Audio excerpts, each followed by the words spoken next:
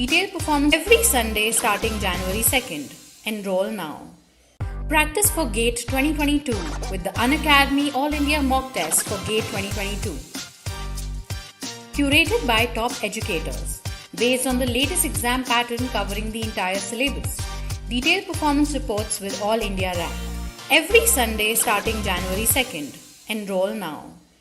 Practice for GATE 2022 with the Unacademy All India Mock Test for GATE 2022. Curated by top educators. Based on the latest exam pattern covering the entire syllabus. Detailed performance reports with All India rank. Every Sunday starting January 2nd. Enroll now. Practice for GATE 2022 with the Unacademy All India Mock Test for GATE 2022. Curated by top educators.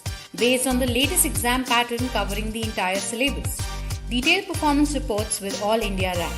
Every Sunday starting January 2nd. Enroll now. Practice for GATE 2022 with the Unacademy All India Mock Test for GATE 2022. Curated by top educators.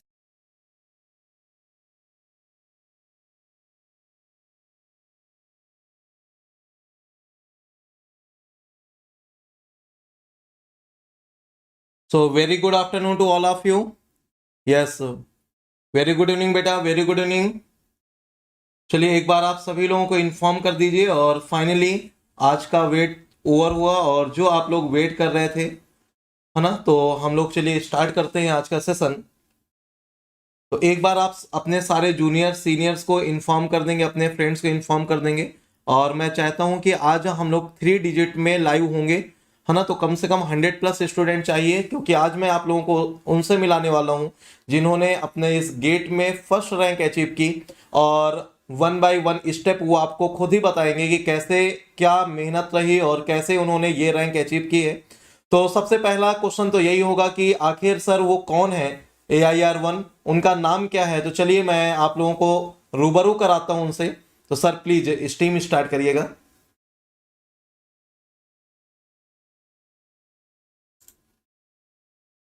So very good evening to all of you.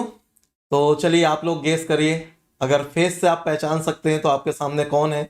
आप लोग name से start करिए। सो मैं चाहता हूं आप लोग comment box में बेटा मुझे बताएं कि आपके सामने जो अभी AIR1 प्रेजेंट है उनका नेम क्या है, आप लोग मुझे बताएंगे। चलिए मैं वेट करता हूं, कमेंट बॉक्स में फास्ट रिप्लाई करिए। Yes please. Very good Pallav, बिल्कुल सही है आपका आंसर। सो बाकी लोग गेस कर पा रहे हैं क्या? वेरी गुड, ठीक है। Yes, no doubt. आज हमारे साथ हैं प्रशांत वार्ष्णे, AIR1 इन 2018। ठीक है, तो 2018 में AIR1 अचीव करने वाले बंदे आज हमारे साथ में हैं है ना। तो आज इन्हीं से हम लोग पूछते हैं, आपके मन में जो भी डाउट होते हैं। आप डेली बहुत सारे क्वेश्चन हमसे पूछते हैं, व्हाट्सअप करते हैं, टेलीग्राम में टैग करते हैं। तो मैं चाहता हूं कि क्यों ना वो बंदा आपको खुद से ही अपनी तरफ से सारी चीजें एक्सप्लेन करे, जिसने ऑलरेडी ये रैंक अचीव की, जो एक ड्रीम रैंक होती है। हर स्टूडेंट जब तैयारी करना स्टार्ट करता है तो उसकी एक ड्रीम रैंक होती है कि मैं टॉप 10 रैंक लाऊंगा, मैं 1 डिजिट रैंक लाऊंगा। लेकिन टाइम बढ़ता जाता है और टाइम के साथ साथ हमारी स्ट्रेटजी और रैंक अपने आप चेंज होती जाती है। जबकि एग्जैक्टली क्या है कि आपका टारगेट फिक्स होना चाहिए, टारगेट और चेंज नहीं होना चाहिए। और चेंज होना चाहिए तो उसको पाने के लिए आपके अंदर का जो जुनून है वो चेंज होना चाहिए, तो आपकी स्ट्रेटजी चेंज होना चाहिए, तो आपके अंदर का जो एक आत्मविश्वास है। लेकिन हम लोग क्या करते हैं, हम लोग सब कुछ अपने अकॉर्डिंग ही फिक्स करते हैं और धीरे धीरे हम लोग टॉप 3 रैंक जो एक सपना देखते हैं उसको चेंज करके टॉप 10, फिर टॉप 20, टॉप 100, टॉप 500 और फिर लास्ट में आते आते हम लोग सोचते हैं काश मेरा क्वालिफाई हो जाए। और बहुत से स्टूडेंट तो ये भी सोच लेते हैं कि बस इस साल नहीं सर, नेक्स्ट ईयर आप देख लीजिएगा सर, मैं टॉप 10 रैंक लेके दिखाऊंगा। लेकिन सर इस बार माफ कर दीजिए सर, इस बार मैं आपको फेस नहीं कर सकता क्योंकि सर मेरे टेस्ट सीरीज में ही मार्क्स नहीं आ रहे, सर मुझसे गलती हो गई, मैंने 6 मंथ पढ़ाई नहीं की। ऐसे बहुत सारे रीजंस आपके होते हैं।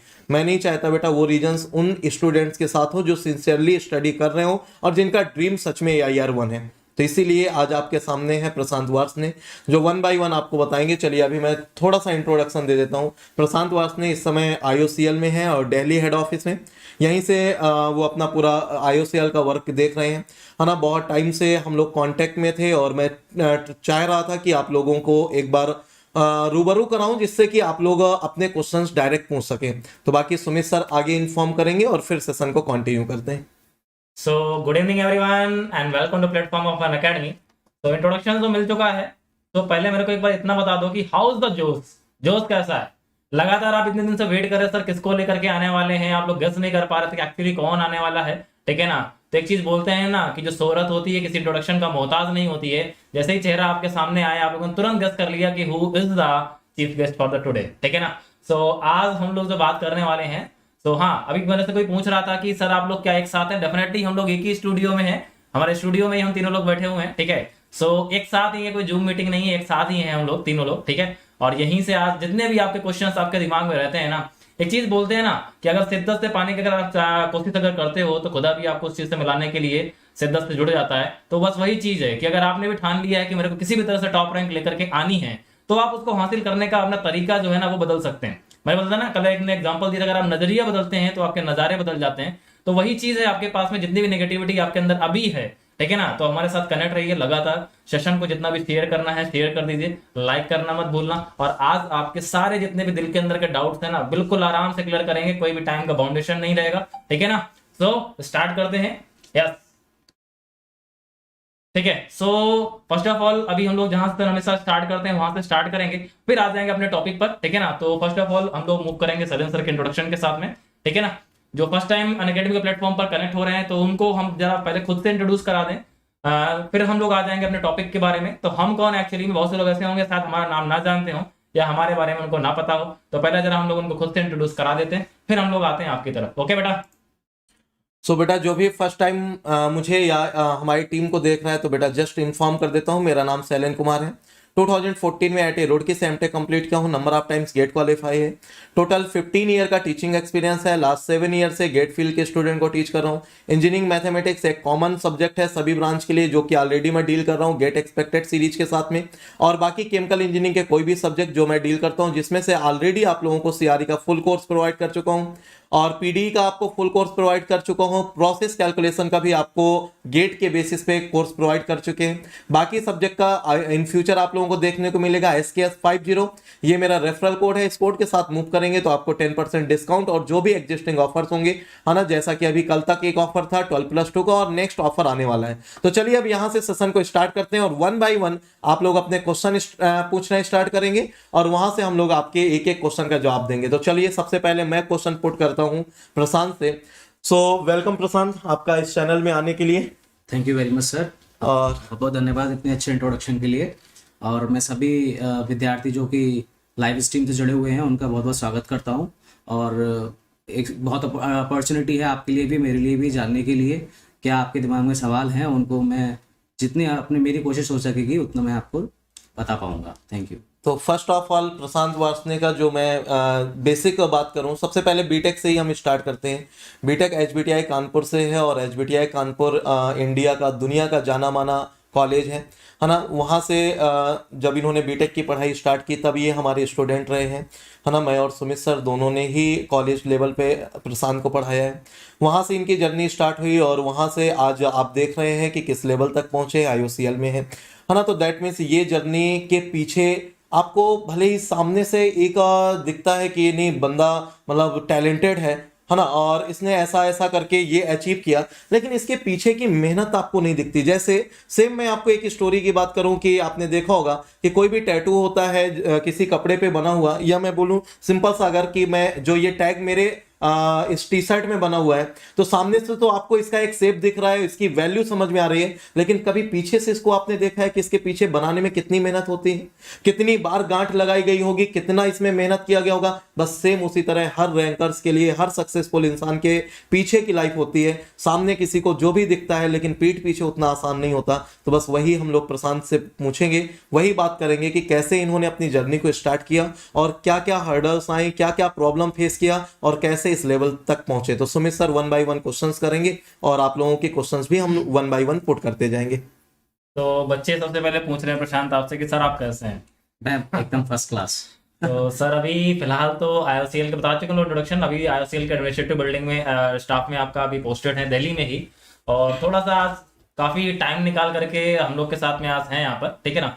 सो पहला क्वेश्चन देखो हम लोग स्टार्ट वहीं से करेंगे। आप लोग के दिमाग में सबसे पहला क्वेश्चन जो आता है ना कि रैंक लाने के लिए क्या एक ऐसा बैकग्राउंड जरूरी है कि जहां से आपको एक पुशअप मिल सके कि आप रैंक ला सकते हैं। आपके दिमाग में पहला क्वेश्चन तो ये आता है। हम लोग स्टार्ट करेंगे बिल्कुल बेसिक लेवल से, कहां से प्रशांत जो है ना बिलोंग करते हैं, कैसे उन्होंने जो है ना अपने आप को पुश किया इस रैंक की तरफ, और स्टार्टिंग से अगर बात करेंगे पॉइंट 1 से अगर मैं बात करूंगा तो प्रशांत प्लीज सभी बच्चों को बताइएगा कि आपका जो स्कूलिंग रहा है वो कैसा स्कूलिंग रहा है, मतलब कि बहुत कॉन्वेंट टाइप का स्कूलिंग था या फिर आपका एक नॉर्मल स्कूलिंग रहा है, और मीडियम क्या रहा है आपका स्कूलिंग का।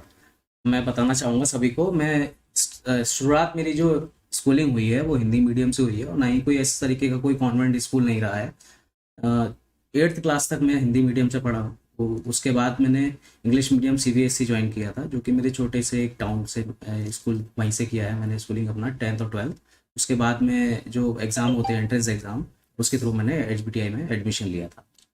हाँ, तो उस टाइम पे जब HBTI में एडमिशन मिलता था ना, तो उसके लिए आपके अंदर में एक ऐसी कैपेबिलिटी होनी चाहिए थी, तब आपको उस एक जो इंडिया का रिनॉन्ड आपका इंस्टीट्यूट था ना, इसको जनरली जानते हो आप लोग, शायद ना पता होगा कि केमिकल इंजीनियरिंग का जो गॉडफादर है पूरे केमिकल इंजीनियरिंग का पूरे इंडिया में जो गॉडफादर है वो HBTI कानपुर है। आपके कॉलेजेस के जो प्रोफेसर्स होंगे ना, ठीक है ना, आप लोग तो शायद ना जानते हो, आपके कॉलेज जो प्रोफेसर्स होंगे ना, उसमें अगर आप देखने जाओगे ना तो उनमें से आपका हर 10 में से 2 प्रोफेसर जो है ना वो HBTI का एलुमनाई निकलेगा। वर्ल्ड के जो टॉप इंडस्ट्रियलिस्ट है ना, उनमें अगर आप बात करेंगे तो उनमें से कुछ आपके ऐसे हैं जो HBTI के एलुमनाई हैं, ठीक है ना। तो 1921 का वो कॉलेज है, और जितने भी IITs है ना उनका वो गॉडफादर है। केमिकल इंजीनियरिंग सबसे पहले वहां पर स्टार्ट की गई थी। उसका मेन पर्पस कानपुर में स्टैब्लिश करने का ये था कि वहां पर पूरा का पूरा इंडस्ट्रियल हब है कानपुर, ठीक है ना। वहां पर एडमिशन लेने के लिए आपके अंदर कैपेबिलिटी होनी चाहिए कि आप खुद को प्रूव करें, और तब वहां पर जाकर के आपको एडमिशन मिलता था। तो प्रधान ने पहली चीज तो ये प्रूव करके दिखाई कि वहां पर उन्होंने एडमिशन लिया, ठीक है ना। सेकेंडरी जब इन्होंने बीटेक में एडमिशन लिया, तो बीटेक में जब स्टार्टिंग में आप आए तो आपको कब पता चला कि एक्चुअली में ये गेट नाम जो है ना, इस गेट के साथ मेरे को कनेक्ट होना है, या मेरा जो कैरियर है ना गेट के थ्रू जो है ना कंप्लीट होने वाला, क्योंकि जहां तक मैं जानता हूं कि HBTI में प्लेसमेंट बहुत अच्छा खासा होता है, लेकिन तब भी ना एक इम्प्रूवमेंट के लिए कुछ ना कुछ नीड पड़ी। बिल्कुल। जैसा कि सभी आप लोग जानते हैं कि कॉलेज प्लेसमेंट होता है। कॉलेज प्लेसमेंट में कंपनीज आती हैं, कुछ लोगों की जॉब लगती है, कुछ लोगों की नहीं लगती है। तो एक हमेशा एक हमारे दिमाग में बैकग्राउंड में चलता है कि नहीं यार, सब चलो नहीं लगी जॉब तो हम क्या करेंगे, आगे क्या होगा, फ्यूचर क्या है होगा। क्योंकि हम लोग पढ़ाई करते हैं, ग्रेजुएशन करते हैं, इसी सोच के करते हैं कि कल को हमारी जॉब लगेगी, है ना। तो उस हिसाब से हम लोग अपना फ्यूचर डिसाइड करते हैं। गेट की भी तैयारी करते हैं, गेट से PSUs में एंट्री मिलती है, और MTech करने की IITs में एडमिशन मिलता है। जो लोग आप सपना होगा आपका IIT में जाने का बीटेक में, वो नहीं हुआ होगा पूरा, तो वो गेट के थ्रू आप अचीव कर सकते हैं IITs में MTech करके। MTech IITs में जब जाओगे तो आप वहाँ पे अच्छे कंपनीज वगैरह आती हैं, और इनफैक्ट डायरेक्टली गेट के थ्रू PSUs में रिक्रूटमेंट होते हैं। तो ये सब करने का एक अचीव करने के लिए ही हम गेट एग्ज़ाम देते हैं, और गेट एग्ज़ाम में थॉरली स्टडी करनी पड़ती है हर सब्जेक्ट की।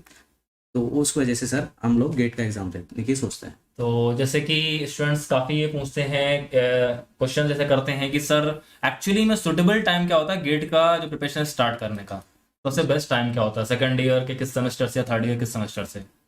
देखिए सर, आपका अगर आपने ठान लिया है कि मेरे को गेट करना है, अगर आपने गेट एग्जाम के लिए, सबसे पहली बात बता दूं, हर सब्जेक्ट एक इम्पॉर्टेंट सब्जेक्ट होता है। ऐसा नहीं कि CRE इम्पॉर्टेंट है या प्रोसेस कैलकुलेशन इम्पॉर्टेंट है। Each and every subject is very important. तो अब जो आपने सेकंड ईयर से ही आपके मेन कोर्स स्टार्ट हो जाते हैं, जो कोर सब्जेक्ट्स हैं, है ना। तो आपको सेकंड ईयर से ही एक अपने तैयारी में लग जाना है। एक ठीक है, बीटेक के जो सेमेस्टर्स चल रहे हैं, दैट इज आप चल रहे हैं आपके थ्योरेटिकल पार्ट के लिए चलते हैं, परंतु उसमें इतना आई थिंक न्यूमेरिकल पार्ट इतना कवर अप नहीं हो पाता है लोगों का बीटेक कोर्स में।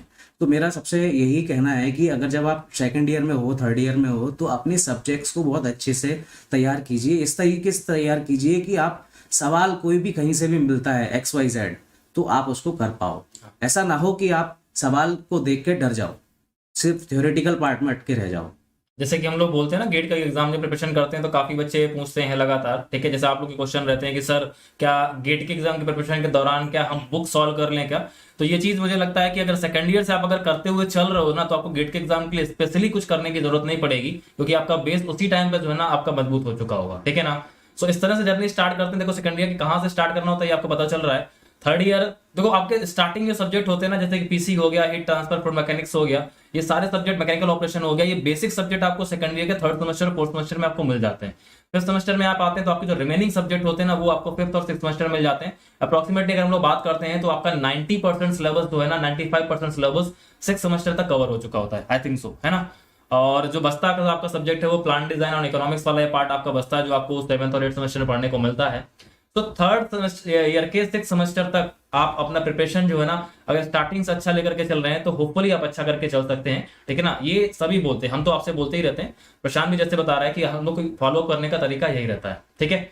और जैसे हम लोग आगे अगर बात करते हैं, बेटा अभी आपके क्वेश्चन पूछेंगे, ठीक है ना, आप लोग लेंगे अभी आपके क्वेश्चन भी सारे के सारे। तो प्रशांत मेरे को ये बताना कि जैसे आपने जब बीटेक का जब फाइनल ईयर था, आपने गेट का एग्जाम दिया होगा, ऑब्वियस सी बात है। सो वहां से गेट के एग्जाम में ऑब्वियस सी बात है कि रैंक आई होगी या नहीं आई होगी, कुछ चीजें होंगी जो मिस हो गई होंगी, इसकी वजह से आपकी रैंक हो सकता है अच्छी ना आई हो। सो जब आपने प्राइवेट इंडस्ट्री ज्वाइन की थी फाइनल ईयर के बाद, मैं बता देता हूँ प्रशांत के बारे में, फाइनल के बाद इन्होंने प्राइवेट इंडस्ट्री ज्वाइन की थी, रिलायंस इंडस्ट्रीज में, गुजरात में पोस्टेड थे ना, वहां पर रह करके इन्होंने क्या किया, पूरा का पूरा अपना प्रिपरेशन किया था।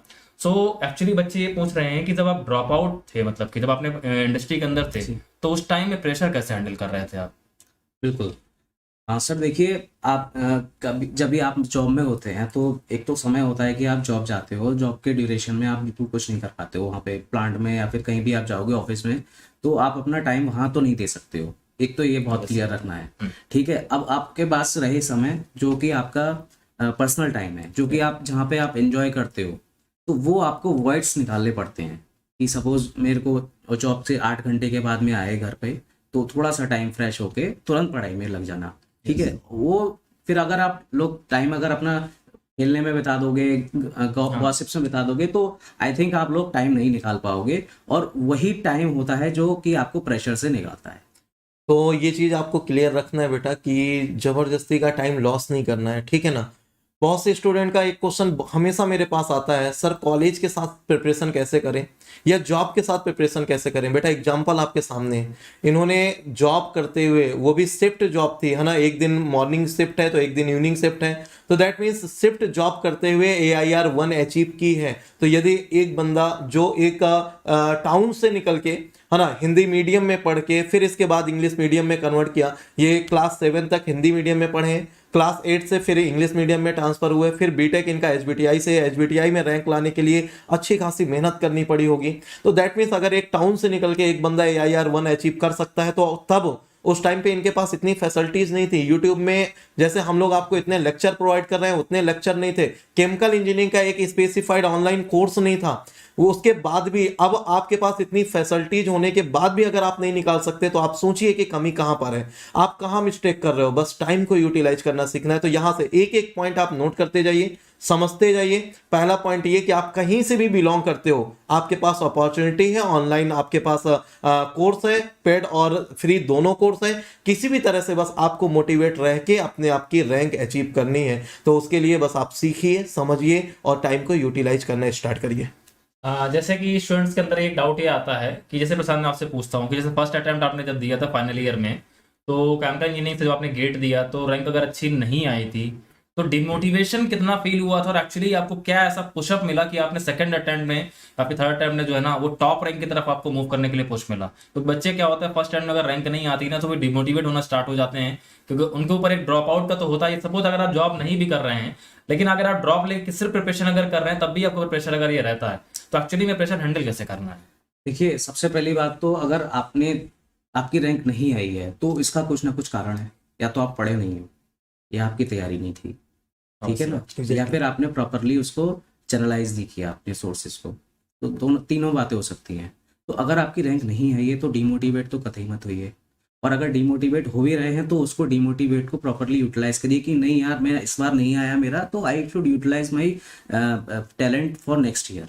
बट लोग क्या करते हैं, इस साल नहीं आया, चलो सर अगले साल करेंगे, अगले साल नहीं आया, अगले साल करेंगे। तो वो नहीं, अगर आप सीरियस हो और आप पहली बार नहीं आई रैंक तो कोई बात नहीं, इस बार मेहनत करो, लेकिन मेहनत इस बार अच्छे से करनी है।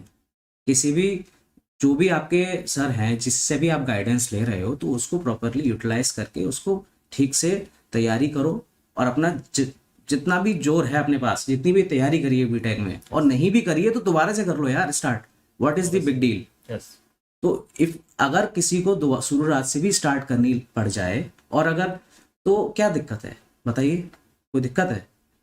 अगर कोई सब्जेक्ट आपको बिल्कुल भी नहीं आता है तो डरिए मत, वही उठाइए पहले, उसी को ख़त्म करिए।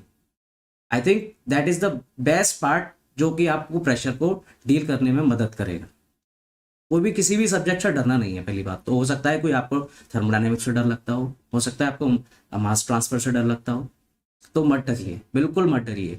आप उन सब्जेक्ट्स को तो सबसे पहले करिए और उसको सबसे पहले समझिए अपने सर से कि सर क्यों नहीं हो रहा है मेरे से।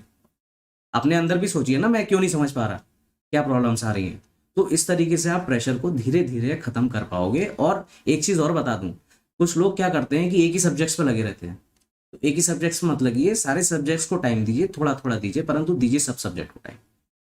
ऑब्वियसली बात है, जैसे बोलते हैं ना हम लोग, जो बोलते हैं कि डे बाय डे जो है ना बूंद बूंद से घड़ा बढ़ता है, तो डे बाय डे इंप्रूव करना पड़ेगा। सब्जेक्ट से डर लग रहा है, ऑब्वियसली बात है, अगर आप उससे डरेंगे ना तो वो आपको गिरा देगा। तो अगर जब तक उसको आप बीट नहीं करेंगे ना, तो तब तक वो आपके लिए हमेशा डरावना बन के रहेगा। ये हम लोग भी आपसे बोलते हैं कि देखो जो आता है, एक चीज बोली जाती है ना कि जो सब्जेक्ट आपको आता है उस पर आपको क्या करना है, उस पर सिंपली आपको प्रैक्टिस करनी है केवल, ठीक है ना। जो शॉट आपको खेलना आता है उसकी आप प्रैक्टिस करते रहते हैं, लेकिन जो शॉट आपको खेलना नहीं आता है उस पर लगातार आप क्या करते हैं, उस पर आप हार्डवर्क करते हैं, उस पर आप काम करते हैं अपने कोच के साथ मिलकर। सिंपली आपको भी वही करना है। जो सब्जेक्ट आपको टफ लगता है, जिस पर आप स्कोर नहीं कर पाते हैं या फिर जिससे आपको डर लगता है, तो उस पर आपको हार्डवर्क करना पड़ेगा। बाकी जो आता है उसको क्या करोगे यार, उसको तो आप आराम से जो शॉट खेलने की आप कैपेबल हो वो आराम से आप स्विंग कर दोगे, चला जाएगा आपका बाउंड्री की तरफ, है ना। तो ये स्ट्रेटजी पहली बात तो लेकर के चलनी होती है। जैसे दूसरी बात हम लोग जनरली ये करते हैं कि जैसे मैं पहले बात कर लेता हूँ गेट 22 वालों के लिए, खास करके क्या है कि उनका टाइम थोड़ा सा क्रूशियल है। लास्ट के आपके 20 दिन बचे हुए हैं सपोज मान लो, तो स्टार्टिंग से लेकर के जैसी प्रिपरेशन आप करके चल रहे थे, तो पूरा का पूरा जो रैंक है आपकी स्टार्टिंग प्रिपरेशन पर डिपेंड करती है। लेकिन लास्ट के टाइम में प्रशांत ऐसा क्या हम लोग को मैनेजमेंट करना रहता है, ऐसा क्या हमको एक्चुअली जो फिनिश देना है ताकि जाकर के फाइनली हमारी जो बॉल है ना वो बाउंड्री के बाहर गिरे। देखिए जो सर लास्ट 20-30 डेज होते हैं उनमें सबसे बड़ी चीज़ है कि हम रिवीजन किस तरीके से करते हैं। यस। और दूसरा, उस रिवीजन के साथ साथ हमने कितने टेस्ट दिए हैं, फुल लेंथ टेस्ट, यस। उसमें हमारी क्या परफॉर्मेंस रही है। सपोज करो आपने 10 में से 8 सब्जेक्ट अच्छे से किए हैं, तो ठीक है कोई बात नहीं। 2 सब्जेक्ट को नहीं किया आपने, मत कीजिए, सिर्फ 8 को ठीक से तैयारी कीजिए, 8 का रिवीजन कीजिए। डेली कम से कम 10 से 12 घंटे पढ़िए। 10 से 12 घंटे पढ़ना कोई बड़ी बात नहीं है, ठीक है ना, लास्ट के 20-30 डेज में। तो आपको ये दिमाग में अपना माइंडसेट बनाना है कि मैं 10 से 12 घंटे पढ़ रहा हूँ तो मैं कोई बड़ी बात नहीं कर रहा हूँ लास्ट के 20-30 डेज में। बिकॉज लास्ट के 20 डेज ही आपके गेट एग्जाम की दिन को डिफाइन करेगा कि मेरी क्या रैंक आने वाली है। तो अपने लास्ट के 20-30 डेज को बहुत इंपॉर्टेंट तरीके से अपने सारे सब्जेक्ट्स रिवाइज करने हैं, और उसके साथ साथ एग्जाम्स भी देने हैं फुल लेंथ एग्जाम्स अपने दो, और अपने फुल लेंथ में एनालाइज करो मैं क्या गलती कर रहा हूँ। या हो सकता है मैं क्वेश्चंस को रीड करने में गलती कर दिया मैंने, हो सकता है मैंने कुछ कैलकुलेशन में मिस्टेक कर दिया, तो वो चीज़ तुरंत मिस्टेक उसको लिख लो, और वो ध्यान रखना अपने नेक्स्ट एग्जाम के डेट के जब हमारे एग्जाम दे रहे हो तो हमारी ये गलतियाँ ना हो। और सबसे बड़ी बात है, कभी कभी क्या होता है कि एग्जाम में बैठे होते हैं, सवाल आता है, फॉर्मूला याद नहीं है, पता है कैसे सॉल्व होना है, फॉर्मूला नहीं याद आ रहा, स्क्वायर लगाना भूल गए, तो वो तो चीज़ें याद करनी पड़ेंगी ना यार हम लोग को। तो वो रिवीजन बहुत इंपॉर्टेंट है लास्ट के 20 डेज में। हमेशा याद रखना हर सब्जेक्ट का रिवीजन टिप्स पे होना चाहिए। तो 2 से 3 घंटा में हम रजिस्टर उठाएं और तैयारी हो जाए हमारी। और जैसे काफी स्टूडेंट्स ये करते हैं ना कि उनको ऐसा लगता है कि मैंने पूरा रिवाइज कर लिया है, टेस्ट सीरीज भी दे रहे हैं, उसमें उनके मार्क्स एवरेज आ रहे हैं, 50 से 55 मार्क्स आ रहे हैं, तो सोचते सारे काम कर लेते हैं कि बुक्स वगैरह के क्वेश्चंस क्या सॉल्व कर लें क्या। तो क्या ये स्टडी सही है गलत है? सर देखिए, अगर 50 और 55 मार्क्स आ रहे हैं तो मैं नहीं कहूँगा कि अच्छे मार्क्स आ रहे हैं। कम से कम अगर आप यहाँ पे टेस्ट सीरीज में अगर 80 नंबर ला रहे हो तो आप ये समझ लीजिएगा आपके गेट एग्जाम में 70 और 65 आ पाएंगे। अगर आप गेट टेस्ट सीरीज में ठीक से ला पा रहे हो, 90 नंबर ला पा रहे हो, तब आपके 80 नंबर आ पाएंगे गेट एग्जाम में। ये आप कभी भी अपने उसमें दिमाग में ना लेकर चलें कि मेरे 55-60 नंबर आ रहे हैं तो मेरी तैयारी पूरी हो गई है और मैं ठीक है, मैं चिल कर सकता हूँ। यस, और वो हम लोग जो बोलते हैं ना कि पिन पॉइंट स्टडी पर फोकस करना है आपको, वो रिसर्च नहीं करनी है यार बिल्कुल। आपको कि पूरा जा करके और रिसर्च नहीं सिलेबस, हाँ सिलेबस जो है ना, मैं ये बुक से देख लूं टॉपिक या उस बुक से, कोई मतलब कोई नहीं है। जरूरी नहीं है। हाँ अपना जो लास्ट 20-30 डेज में देर इज आप कुछ नहीं उखाड़ पाओगे। आपने जो उखाड़ना था आपने उखाड़ लिया है, अभी आपने सिर्फ तैयारी करनी है, जो आपने तैयारी कर चुके हो उसी को रिवाइज करना है और उसी को इम्प्लीमेंट करना है, that's it, nothing more than that. Prashant, क्या न्यू सब्जेक्ट इस टाइम पे जैसे बच्चे बोल देते हैं एक दो सब्जेक्ट सर मेरे रह गए हैं, तो क्या न्यू सब्जेक्ट उनको तैयार करना चाहिए या सिर्फ रिवीजन पे ही फोकस करना है? नहीं सर, न्यू सब्जेक्ट्स को बिल्कुल मेरे हिसाब से अगर तो उनको थॉरली स्टडी करने का मन कर रहा है तो बिल्कुल नहीं करना चाहिए मेरे हिसाब से, अब इग्नोर। पर हाँ, कुछ जो इंपॉर्टेंट फॉर्मूलेज होते हैं, बेसिक फॉर्मूलेज, आई थिंक वो देख लेने चाहिए अगर न्यू सब्जेक्ट आपने नहीं किए हैं तो मीन्स इस टाइम पे शॉर्ट नोट्स का जो रोल होता है वो इम्पोर्टेंट है। That is the most important thing sir. You have to revise each and every subject. I think 3 और 4 टाइम्स रिवीजन हर सब्जेक्ट का होना जरूरी है। अच्छा, जैसे किसी बच्चे ने मान लीजिए 2 सब्जेक्ट छोड़ रखा है और वो इम्पोर्टेंट है और वेटेज अच्छा है, तो क्या करें उसके लिए? PYQ और शॉर्ट नोट्स करके चले जाएं, इससे हो पाएगा? सर अगर ऐसा है, अगर किसी स्टूडेंट ने 2 कोर्स नहीं किए, suppose let us assume mathematics नहीं किया किसी ने, एंड सपोज उसने किसी ने CRE नहीं किया, 2 कोर्सेज ले लेते हैं, तो एक अगर मैं कहूँ उनसे तो शॉर्ट नोट एक बार रिवाइज कर लो, उसके फॉर्मुलेज देख लो और प्लस उसके जो प्रीवियस ईयर क्वेश्चन है उसको लगा लो, दैट्स इट। बेटा यही सब तो आपको हम लोगों ने बताया है ना, जो भी प्रशांत ने बोला कि लास्ट के टाइम पे आपको क्या करना है, शॉर्ट नोट्स कैसे यूज करना है, लास्ट टाइम पे न्यू सब्जेक्ट नहीं करना, रिवीजन करना है, सारी वही चीजें आपको हम लोग बता रहे हैं, है ना? तो वही चीज प्रशांत ने भी बताई, तो आप बेटा बस उसको फॉलो करिए सुपर फॉर्म में। तो प्रशांत एक बार ये भी बताइए, क्या कोई भी टेस्ट सीरीज के मार्क्स आपकी गेट की रैंक डिसाइड कर सकते हैं? सर बिल्कुल करते हैं गेट की रैंक डिसाइड, अगर हाँ बशर्ते आपने गेट के जो टेस्ट हैं, टेस्ट सीरीज के टेस्ट हैं, वो ईमानदारी से दिए हैं, बशर्ते आपने प्रॉपर सेटिंग के साथ दिए हैं। ऐसा नहीं है कि आपने बुक लेके बैठ गए हैं, आप 1 घंटा किया, स्टॉप मार दिया, अगले चले गए, फिर आगे कर दिया। ये अगर इस तरीके से दिए तो नहीं करेंगे आपके टेस्ट, आपके एग्जाम में माइंड। तो परंतु अगर आपने प्रॉपर ईमानदारी से दी है टेस्ट सीरीज तो पक्का हाँ आपका परफॉर्मेंस वहाँ पे रिफ्लेक्ट होगा। तो क्या ये इम्पोर्टेंट है कि बच्चे को 2:30 to 5:30 बैठ के प्रॉपर प्रैक्टिस करनी चाहिए उस 3 घंटे में, और पूरे क्वेश्चन अटेम्प्ट करने का और उसको रिव्यू करने का क्या स्ट्रेटजी होना चाहिए? बिल्कुल सर, अब जैसे मैंने बताया कि प्रॉपर सेटिंग, एक तो उसकी आदत होनी चाहिए, क्योंकि बहुत से बच्चों की आदत नहीं होती है 2 से 3 घंटे बैठने की एक कंटिन्यूएशन में, और प्रॉपरली सेटिंग एक कंप्यूटर पे आके बैठने की बहुत से लोगों की नहीं होती, बिकॉज हमने बीटेक में एग्जाम्स दिए होते हैं कॉपी पेपर के साथ में, और हम लोगों को आदत नहीं है कि हम लोग कंप्यूटर पे बैठ के उसको वर्क करके उसको 3 घंटा हम ठीक से टेस्ट दे पाएँ। तो इसकी वजह से हमारे क्या होता है, इसलिए मिस्टेक्स होती हैं, हम रीडिंग ठीक से नहीं कर पाते क्वेश्चंस की, बहुत बड़े क्वेश्चंस आते हैं, 2-2 नंबर के क्वेश्चंस आते हैं, उनको हम ठीक से प्रॉपर्ली स्टडी नहीं कर पाते हैं।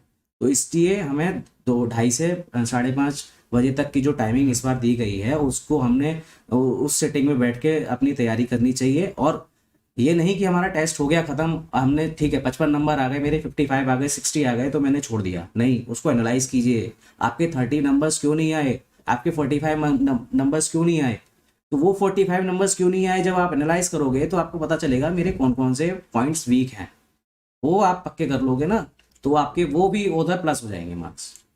प्रशांत, जैसे स्टूडेंट एक क्वेश्चन कर रहा है कि किसी सब्जेक्ट का रिवीजन जो है ना वो टाइम ज्यादा लेता है, तो इफेक्टिव रिवीजन का तरीका क्या है? इफेक्टिव रीजन का तरीका सर वही है, अगर आपने प्रॉपर सब्जेक्ट पूरा अच्छे से किया हुआ है और आपने शॉर्ट नोट्स बनाए हुए हैं तो मुझे नहीं लगता 3 से 4 मैक्सिमम किसी एक सब्जेक्ट को रिवाइज करने में लगेगा। तो हम लोग भी आपसे यही बोलते रहते हैं बेटा कि अगर आपके पास शॉर्ट नोट्स अगर हैं, ऑब्वियसली बात है यार कि आपने जो पूरा नोट्स आपने बनाया ना, अपनी कॉपी जो बना रखी है उसको आप रिवीजन नहीं कर पाएंगे, हर बार आप उसको रिवीजन कर पाएंगे पॉसिबल नहीं है आपके लिए, भी इस टाइम में जहाँ पर आपका टाइम एवरी मिनट आपका मैटर करता है। तो उसके लिए आपके पास शॉर्ट नोट्स होना जरूरी है, क्योंकि अभी मैंने क्या बोला ना, पूरा का पूरा डेरिवेशन पढ़ने की जरूरत नहीं है, कॉन्सेप्ट जो आपने अपने शॉर्ट नोट्स में लिखे होंगे वही आपका सीधे क्या करेंगे, क्वेश्चन आपका हिट करेंगे। तो अगर आपने शॉर्ट नोट्स अगर नहीं बनाए हैं तो आपका टाइम जो है ना वो ऐसे ही रिवीजन में जाता रहेगा, बार बार कॉपी के पन्ने पलटते रहेंगे और अपना टाइम वेस्ट करते रहेंगे। बिल्कुल बेटा, शॉर्ट नोट्स खुद के ही बेटर होते हैं और उसी शॉर्ट नोट्स को ही फॉलो करना अच्छा है ना। जिस सब्जेक्ट को आपने नहीं पढ़ रखा देन उसके शॉर्ट नोट्स आप किसी से लेके हेल्प ले लीजिए, लेकिन अगर आपने शॉर्ट नोट्स खुद बनाए तो बेटर है। और ये हम अभी गेट 23 के स्टूडेंट्स के लिए प्रॉपर प्लानिंग के साथ आएंगे। अभी जस्ट हम लोग गेट 22 के स्टूडेंट की बात कर रहे हैं। और जयप्रकाश, आपका एक क्वेश्चन था कि सर BIS के बारे में बता दीजिए, तो BIS के बारे में बहुत डीप अगर नॉलेज चाहिए तो मैं शिवम द्विवेदी को अभी लेके आ रहा हूं, जो ऑलरेडी BIS में ही है, तो आपको वो BIS के बारे में पूरा बता देगा। IOCL के बारे में जो पूछना है तो वो आप प्रशांत सर से पूछ सकते हैं IOCL के बारे में। जैसे कोई स्टूडेंट ये पूछता है कि 7 to 8 सब्जेक्ट करके थर्ड ईयर में गेट में रैंक लाना क्या पॉसिबल है क्या? तो इसका आंसर प्रशांत सर देंगे। वैसे मैं दे सकता हूँ लेकिन प्रशांत सर ही आंसर देंगे आपसे। आपने अगर 7 से 8 सब्जेक्ट जो कि आपने कवर कर चुके हैं थर्ड ईयर तक, अगर आप उसको तैयारी करके एग्जाम देते हो तो ठीक है, आप एक बिल्कुल आप अच्छी रैंक ला सकते हो। मैं कहता हूँ कि कभी कभी क्या होता है 60-62 रैंक नंबर वाले भी लोग अच्छी रैंक लाते हैं, अंडर 100 रैंक लाते हैं। तो yes, if you prepare 7 to 8 subjects properly and sit in GATE exam, then yes you can hit that rank. अच्छा, एक सबसे बड़ा क्वेश्चन एक बच्चे ने पूछा, सरोज ने, कि सर गेट एग्जाम के टाइम का जो वो 3 घंटे होता है उसको कैसे मैनेज करें, वो एक बार बताइए। क्योंकि आपने जो AIR-1 अचीव की होगी तो आपके माइंड में भी बहुत सारे क्वेश्चंस चल रहे होंगे, तो उस 3 घंटे को कैसे यूटिलाइज करना है? बिल्कुल सर, बहुत इंपॉर्टेंट है सर उन 3 घंटे का यूटिलाइज करना। जनरली हमारा जो गेट एग्जाम पेपर होता है केमिकल इंजीनियरिंग का, वो 2 पार्ट में होता है, टेक्निकल और एक एप्टीट्यूड। और टेक्निकल में भी 2 तरीके के सवाल होते हैं, एक 1 नंबर का होता है और एक 2 नंबर के होते हैं। तो 2 नंबर वाले होते हैं 30 क्वेश्चंस और 1 नंबर वाले 25 क्वेश्चन होते हैं। और एक सेक्शन होता है एप्टीट्यूड का जिसमें कि आई थिंक 10 सवाल होते हैं। तो अगर आप देखोगे तो टाइम मैनेज मैंने जो यूटिलाइज किया था, मेरे को जो अच्छा लगा था वो मैंने इस तरीके से किया था कि सबसे पहले 40 मिनट में 25 क्वेश्चंस जो होते हैं टेक्निकल 1 मार्क वाले वो कर लिए थे। तो मेरे 40 मिनट्स मैंने फर्स्ट यूटिलाइज किए थे 25 सवाल 1 नंबर वाले करने। उसके बाद में मैंने उन 30 क्वेश्चंस जो 2 नंबर के होते हैं उनमें से 15 क्वेश्चंस स्टार्टिंग के वो सॉल्व किए थे 40 मिनट्स में, अदर 40 मिनट्स में। तो इस तरीके से मेरा 1 घंटा 20 मिनट में मेरे 25 1 नंबर वाले और 15 नंबर 2 नंबर वाले 15 सवाल। फिर उसके बाद में अब क्योंकि 15 नंबर वाले जो 2 नंबर वाले क्वेश्चंस होते हैं वो काफी थोड़े आपको थका सकते हैं और टाइम टेकिंग होते हैं, तो आपके दिमाग में थोड़ी सी ये हो जाती है कि नहीं यार अब सवाल हो सकता है ना हो। फिर तो उसको रिलैक्स करने के लिए बीच में एप्टीट्यूड डाल दो 20 मिनट में। तो 1 घंटा 20 मिनट तो आपने वो कर लिया था, 20 मिनट एप्टी ले लिया, तो 1 घंटा 40 मिनट में आपका ये खत्म हो गया। अब बचे हुए सिर्फ आपके 15 सवाल जो 2 नंबर के, आपको सारा फोकस उसमें डाल देना है अदर 40 मिनट। तो फिर आपका जो है 2 आवर 30 मिनट्स में पूरा सवाल पेपर हो जाएगा और 30 मिनट्स आपके पास बचेंगे भी और आपको माइंड रिलैक्स भी रहेगा। और दूसरी बात, कभी अगर ऐसा लगे क्वेश्चन सॉल्व करते समय कि आपसे नहीं हो रहा है, फिर अगला क्वेश्चन उठाया वो भी नहीं हो रहा है, फिर तीसरा उठाया वो भी नहीं हो रहा है, अब क्या हुआ, अब पैनिक सिचुएशन क्रिएट हो गई। अभी पैनिक सिचुएशन क्रिएट हो गई, वो सिचुएशन इतनी खराब होती है कि आपका पूरा पेपर बेकार कर सकती है। तो उसको पेपर को खराब नहीं करना है, वो छोड़ दीजिए। अब आप ऐसा सवाल ढूंढिए जो कि ईजी है, आप सर्च करोगे तो ईजी क्वेश्चन मिल जाएगा, उसको कर लीजिए पहले और फिर दोबारा से उस क्वेश्चन पे आइएगा तो आप आराम से कर पाओगे। अगर एक साथ अगर वहां पे अटक गए तो फिर आपका पेपर खराब हो जाएगा, ये ध्यान रखना। तो कभी भी पैनिक नहीं करना है ऐसी सिचुएशन, प्रेशर बनना स्टार्ट हो जाता है, ठीक है। तो और ये जो मैंने स्ट्रेटेजी बताई थी 25 सवाल पहले 40 मिनट, फिर 2 नंबर वाले 15 सवाल, फिर एप्टीट्यूड, फिर 15 2 नंबर वाले, इस तरीके से अगर करोगे I think it is best 3 hour sitting practice. वो एक्चुअली 3 आवर जो आपके पास में है ना, तो 3 घंटे के लिए ना शैलेंद्र सर, ना सुमित सर, ना प्रशांत सर, लेकिन हम जितना भी आपको बता रहे हैं इसके अकॉर्डिंगली आप फॉलो बिल्कुल कर सकते हैं, ट्राई कर सकते हैं। लेकिन प्रशांत सर ने जो स्ट्रेटजी बताई, इन्होंने किसी सीखी नहीं थी, इन्होंने अपनी स्ट्रेटजी खुद बनाई। तो हमेशा यही ट्राई करना रहता है कि अपनी स्ट्रेटजी जो है ना वो आप खुद बना करके चलिए। वो स्ट्रेटजी लेकिन ऐसी होनी चाहिए ना कि उसमें आप फिर फेल ना हो। फिर ऐसा नहीं करना है कि चलो ऐसा करते हैं पहले एप्टीट्यूड कर लेते हैं। एप्टीट्यूड करने में भी ऐसा नहीं हुआ कि पूरे के पूरे 10 क्वेश्चन आप बिल्कुल सही कर ले जाएं, तो वहां पर भी आप फंसेंगे, ठीक है ना। और आपको अच्छे से पता है कि एप्टीट्यूड वाला पार्ट जो है ना वो आपका बहुत लाइट रहता है और आराम से आप उसको कर सकते हैं। तो पहले हमेशा यही ट्राई करना है, मेरे हिसाब से ऐसा लगता है पहले हमेशा ये ट्राई करना चाहिए कि जितना आप maximum number of questions attempt करके और मार्क्स गेन करने का ट्राई कर सकें, ये स्ट्रेटजी रखनी चाहिए हमेशा से आपको, ठीक है ना। कोई अगर क्वेश्चन नहीं आ रहा बिल्कुल छोड़ दो, कोई टेंशन नहीं है उसको, यार उसको बाद में देख लेंगे ना अपन। आपको करना क्या है यार, देखो आप वहां पर एक क्वेश्चन जिसमें अटके हुए वो भी आपको 2 नंबर देगा, अगला क्वेश्चन जो आपको आता होगा वो भी आपको 2 मार्क्स ही देगा, लेकिन वो 2 नंबर के चक्कर में अपने आप कम से कम जो है ना 4 से 5 मिनट वेस्ट कर दोगे, हो सकता है 15 मिनट भी वेस्ट कर दो। तो उतने टाइम में यार अपने 2 क्वेश्चन आप और बना सकते हो। तो पहले जितना भी आप कर सकते हो वो करने का ट्राई करना है ना अपने को, उसके अकॉर्डिंगली आप मूव करते रहो, खत्म चीज, सिंपल सा, टेंशन में खत्म लेने की जरूरत नहीं है। और जैसे कुछ बच्चे पूछते हैं कि सर प्रॉपर शॉर्ट नोट बनाने का तरीका क्या है, ये काफी लोग क्वेश्चन रहता है, प्रॉपर शॉर्ट नोट बनाने का तरीका क्या है, बेस्ट शॉर्ट नोट कैसे बनाते हैं, ये सबसे क्वेश्चन होता है। देखिए सर, बेस्ट शॉर्ट नोट, अगर आपने पूरी प्रॉपर्ली सब्जेक्ट को अच्छे से पढ़ा है तो आपको खुद को पता होगा कि शॉर्ट नोट कैसे बनते हैं। मैं सही बात बताऊं तो यस यस, सबसे इंपॉर्टेंट चीज होती है, सपोज कोई एक चैप्टर उठा लिया, एक चैप्टर में मुझे पता है कि मेरे क्वेश्चंस जो आएंगे एक तो थ्योरेटिकल हो सकता है, थ्योरेटिकल कॉन्सेप्ट पे भी आ जाए, तो वो भी आपको पता होगा कि अगर आपने बुक ठीक से पढ़ी है कि ये पॉइंट्स मेरे इंपॉर्टेंट हैं तो वो नोट्स कर लीजिए। आई थिंक मुझे नहीं लगता कि एक चैप्टर में 1 या 2 पेपर से ज़्यादा की थ्योरी आपकी इंपॉर्टेंट होगी, तो वो थ्योरी लिख लीजिए 2 पेपर की। उसके बाद में जो उसके फॉर्मुलेज हैं वो लिख लीजिए। फॉर्मुलेज के साथ साथ हो सकता है उन फॉर्मुलेज को अप्लाई करने वाले कुछ अच्छे सवाल हों, वो भी एक कॉन्सेप्ट क्वेश्चंस लिख लीजिए और उनके सॉल्यूशंस लिख लीजिए। आई थिंक इतने से आपके शॉर्ट नोट्स अच्छे बन जाते हैं। देखो हमेशा एक चीज यार यही रहती है कि आपने क्या है, सपोज मान लो आपने रामायण सुन रखी है, रामायण देख रखी है, तो अगर आपसे कोई बोलेगा कि मेरे को 10 मिनट के अंदर पूरी पूरी रामायण जो है ना मेरे को ओवरव्यू बता दो, बता ले जाओगे ना, वही है भाई साहब शॉर्ट नोट्स यार। आपको पूरा का पूरा जो आपने सब्जेक्ट पढ़ा हुआ है 70-80 आवर्स के अंदर में, ठीक है ना, जिसको आपका 12 या 13 मार्क्स का वेटेज रखता है, तो उसके अगर शॉर्ट नोट्स बनाने हैं तो शॉर्ट नोट्स आप तभी इफेक्टिव बना सकते हो जब तक आपको सब्जेक्ट का कमांड नहीं है। जब सब्जेक्ट पर कमांड आएगी, जब आपको हर चीज पता होगी, वो कमांड आती कैसे है, वो कमांड आती है कि जब सब्जेक्ट के साथ साथ आप पीवाईक्यू लगाते हो ना, तो आपको ये पता चलता है कि एक्चुअली में क्वेश्चन पिक कहाँ से होता है। जब क्वेश्चन पिक कहाँ से होता है, आपको टॉपिक पता चलेगा, उसका कॉन्सेप्ट पता चलेगा, तो वो चीज अपने शॉर्ट नोट्स में आप उसको नोट करोगे। ऐसे बनते हैं आपके इफेक्टिव शॉर्ट नोट्स, ठीक है ना।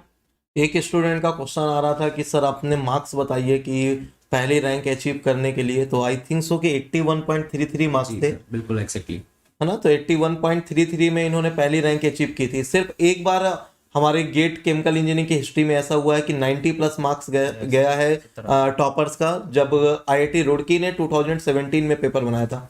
सर ने आईआईटी गुवाहाटी के पेपर 2018 में 81.33 मार्क्स गेन किए थे। तो आप खुद सोचिए कि मैं चलो मान लेता हूं कि मैक्सिमम 90 मार्क्स भी जाता है, तो ऑलरेडी 10 मार्क्स का रूम है आपके पास, जो आप क्वेश्चन गेट एग्जाम में लेफ्ट कर सकते हो, लीव कर सकते हो। तो क्यों आपको 100% क्वेश्चन की तरफ मूव करना है?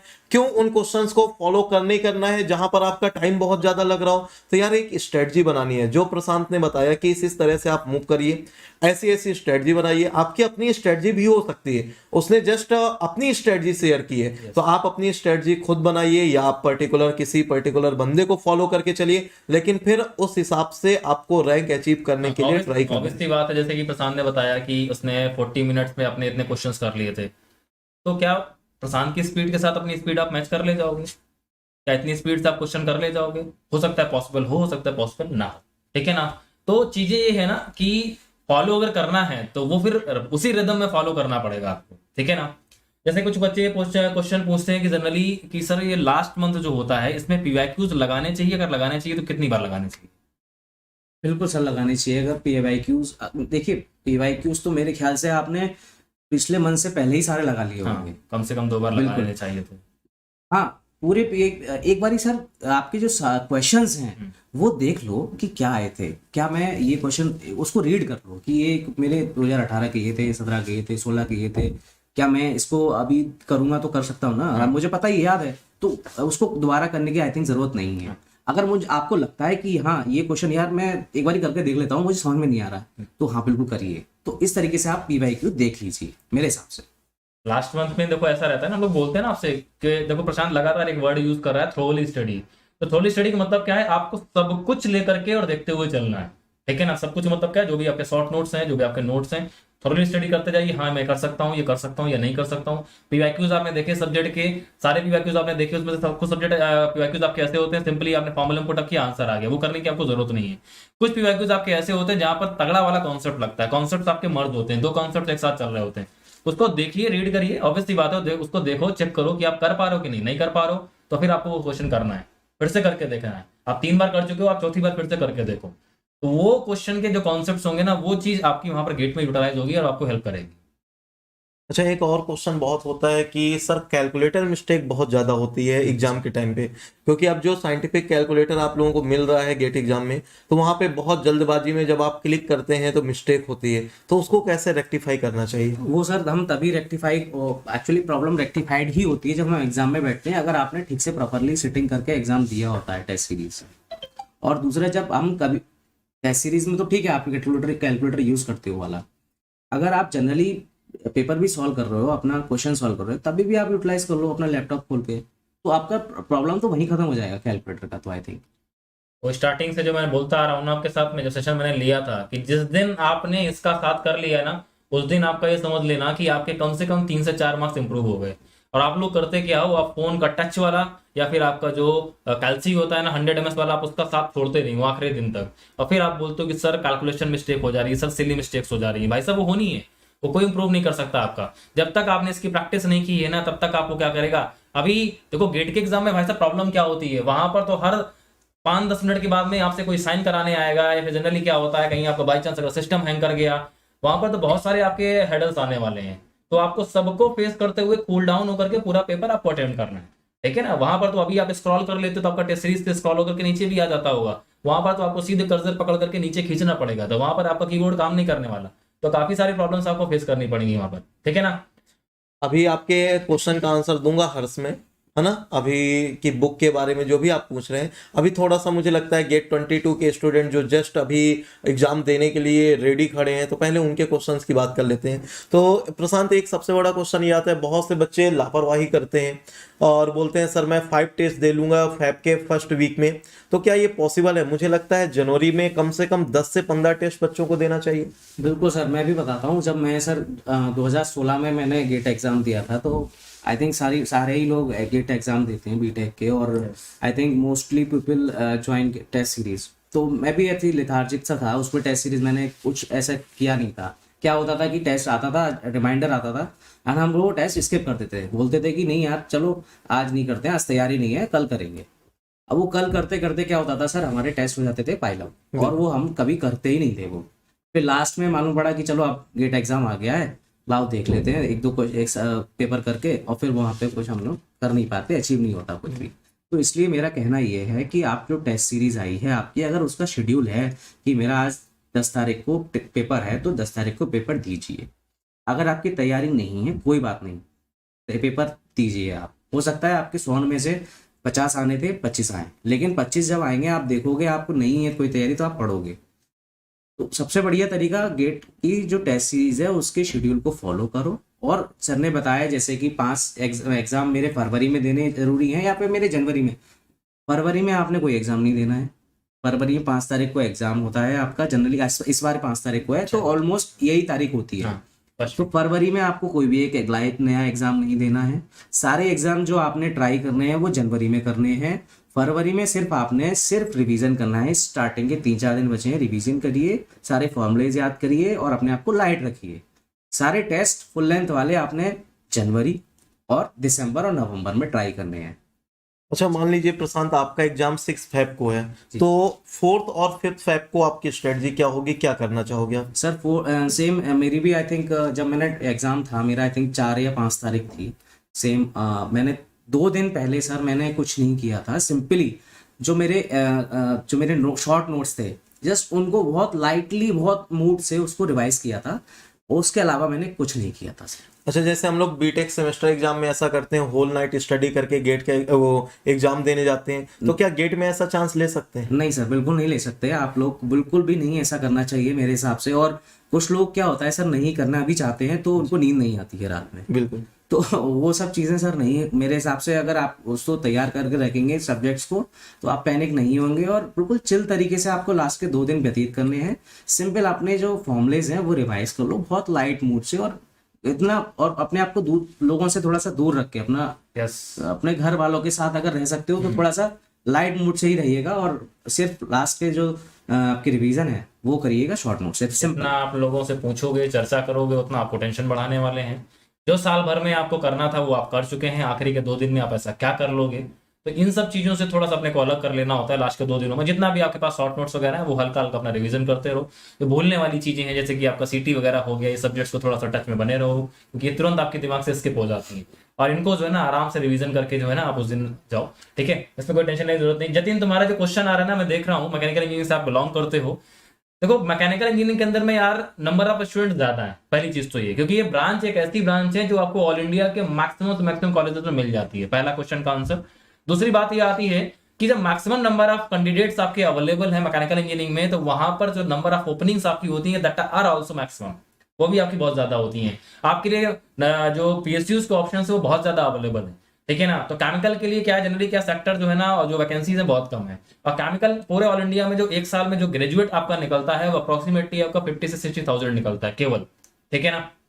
तो अब जनरली है क्या, तो 50-60,000 जो ग्रेजुएट निकलता है केमिकल इंजीनियर, उसमें से केवल ऐसा होता है 15 से 20,000 जो गेट में प्रिपेयर होता है। आप तो थर्ड ईयर इंक्लूड कर दे रहे हैं तब 20,000 नहीं पहुंच रहा है, ठीक है ना। तो सभी का इंटरेस्ट गेट की तरफ होता भी नहीं है। तो केमिकल इंजीनियरिंग में वैकेंसीज भी लो होती हैं, स्ट्रेंथ कम होती है, इसलिए क्या होता है जनरली क्या होता है कि आपको ऐसा लगता है केमिकल में जो कंपटीशन है टफ है या आसान है, सॉरी। और मैकेनिकल में आपको टफ इसलिए लगता है कि वहां पर जनरली क्या नंबर ऑफ स्टूडेंट आपके ज्यादा हैं, वैकेंसीज ज्यादा है, तो ऑब्वियस सी बात है यार, जितनी ज्यादा भीड़ होगी उतना ज्यादा कंपटीशन आपको बढ़ना ही बढ़ना है, ठीक है ना।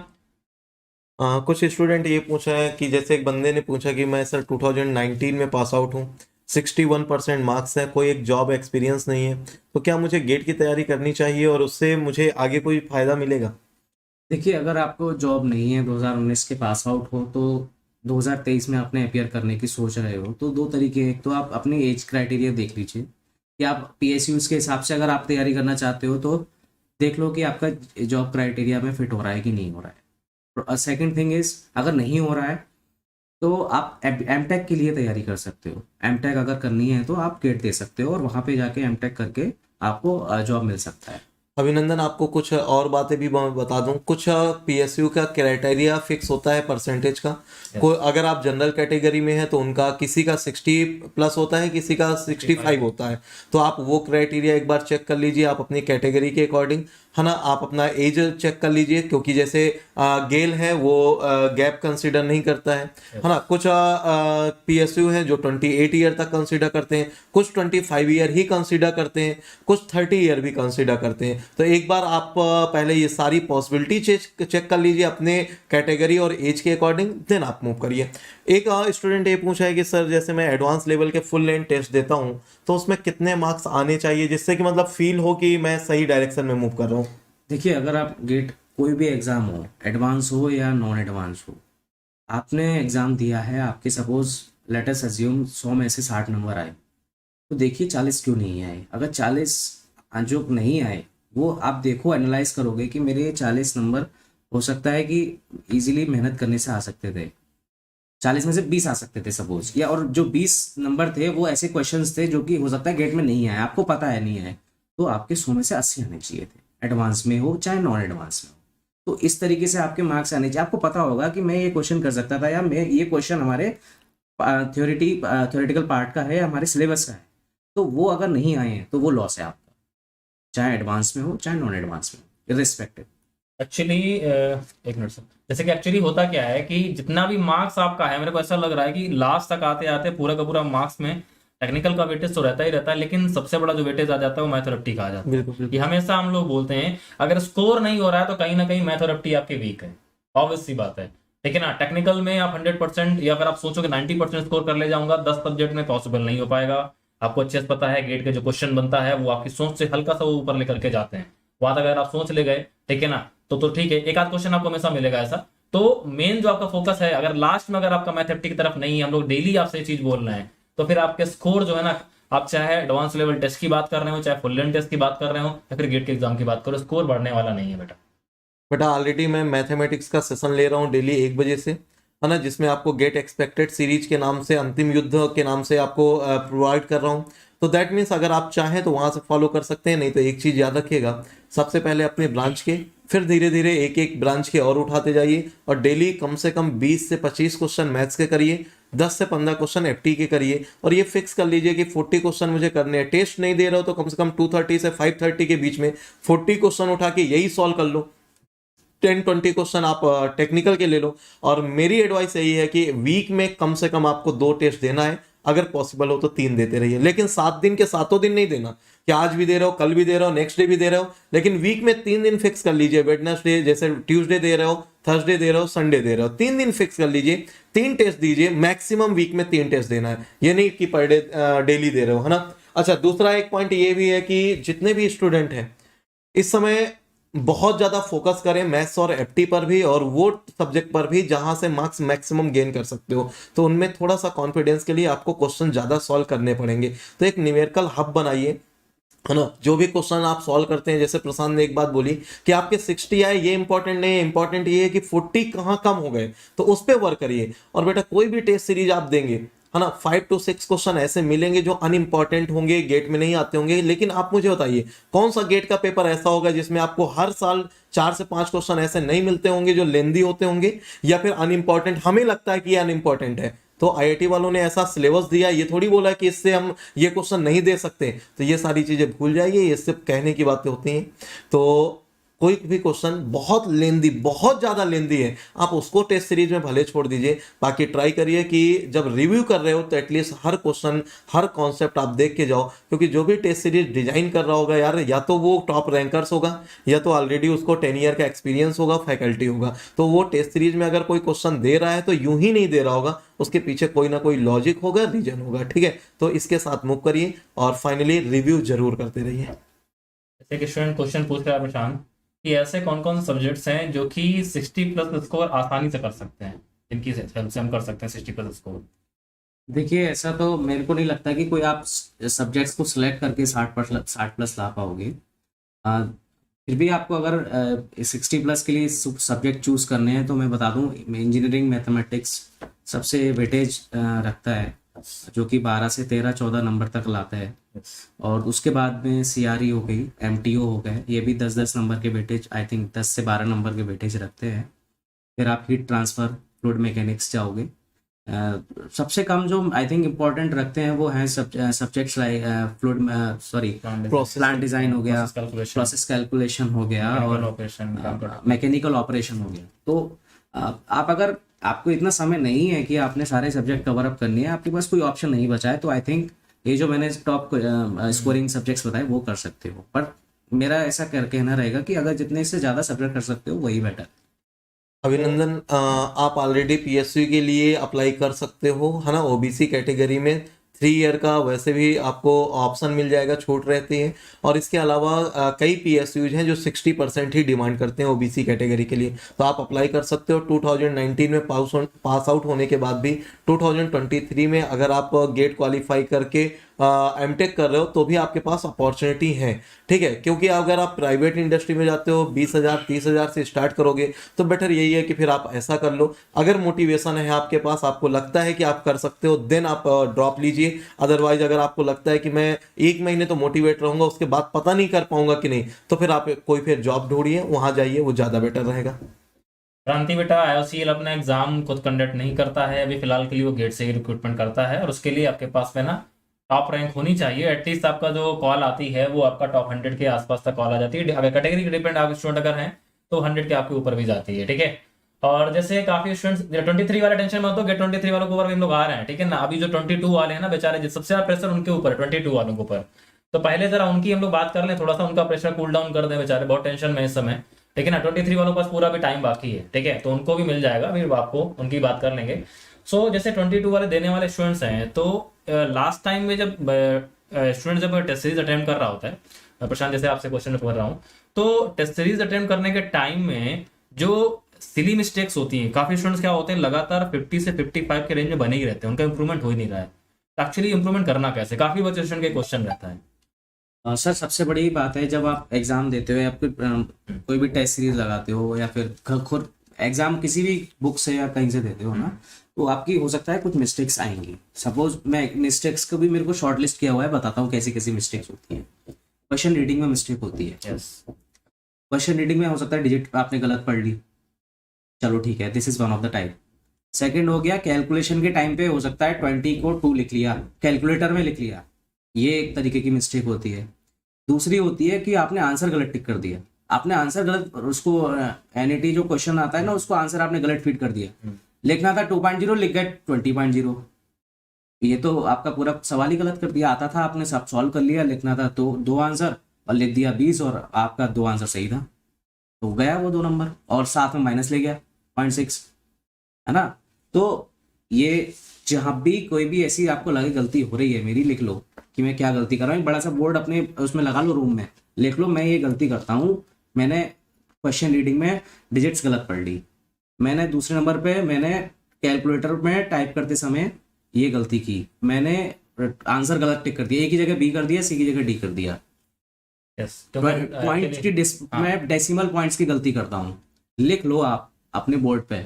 और अगली जब टेस्ट दोगे तो ध्यान रखना कि मेरी वो वैली वाली गलती नहीं होनी चाहिए, yes, तभी yes, रेक्टिफाई होगी, अदरवाइज नहीं होगी। ये होता है कैलकुलेशन मिस्टेक। आप देखो करते हैं, जैसे वैशाली बोल रही थी लॉग की जगह एलएन ले लिया या लॉग ले लिया, तो ये देखो तभी हो सकता है। एक चीज होती है यार, देखो हमेशा चीज बोली जाती है ना, आपके अंदर जनरली होता है गेट के एग्जाम के दौरान, जो हम कल बात कर रहे थे कि जब प्रेशर में आप होते हो तो आपका फोकस जानते हो क्या है? आपका फोकस है कि मेरे को क्या करना है, किसी भी तरह से ना 80+ मार्क्स लाने हैं। आप ये फोकस करके चल रहे हो, प्रॉब्लम यहीं से होना स्टार्ट होती है, ठीक है ना। तो अगर हम भी अगर सोचे, अगर सपोज मान लो कि मेरे को अगर टारगेट दिया जाए, सर को टारगेट दिया जाए कि आपको किसी भी तरह से जो है ना 1 महीने के अंदर सीआरई फिनिश करनी है या एफएम फिनिश करनी है, हम फिनिश कर देंगे, कोई बड़ी बात नहीं हमारे लिए फिनिश करना। लेकिन क्या होगा फिर? क्वालिटी इफेक्ट कर जाएगी ना। क्वालिटी आपकी वही 80+ का आप टारगेट लेके चल रहे हो, तो फिर कहीं ना कहीं जो है ना आप माइनर मिस्टेक करना स्टार्ट करोगे। अगर यही आपके साथ में होता है, आप सिंपली एक चीज में फोकस करो, आपके सामने जो क्वेश्चन रखा हुआ है उस क्वेश्चन को केयरफुली पढ़ो और उसको सॉल्व करो। उस पर्टिकुलरली 1 मिनट और उस सेकंड के दौरान आपका जो पूरा का पूरा फोकस है ना उस क्वेश्चन पर होना चाहिए। माइंड में कुछ और चलना नहीं चाहिए कि आप जल्दी से इसको कर लूं फिर अगले क्वेश्चन की तरफ मूव कर जाऊं। गलती कर जाओगे, डेफिनेटली बात है। मुझे एक वाकया याद आ रहा है कि सचिन तेंदुलकर को एक बॉलर ने एक बार बोल्ड कर दिया था। उसके बाद सचिन ने बस एक स्टेटमेंट दिया था कि ये लाइफ में दोबारा नहीं होगा, और रिकॉर्ड है बेटा कि आज तक वो सचिन का विकेट भी नहीं ले पाए। बोल्ड करने की बात छोड़िए, विकेट भी नहीं ले पाए। तो इसको पता है क्या बोलते हैं? Self confidence. आपको अपने अंदर से इतना ज्यादा कॉन्फिडेंट रहना पड़ेगा, आपको लगना चाहिए। और सच में कॉन्फिडेंस कैसे आएगा?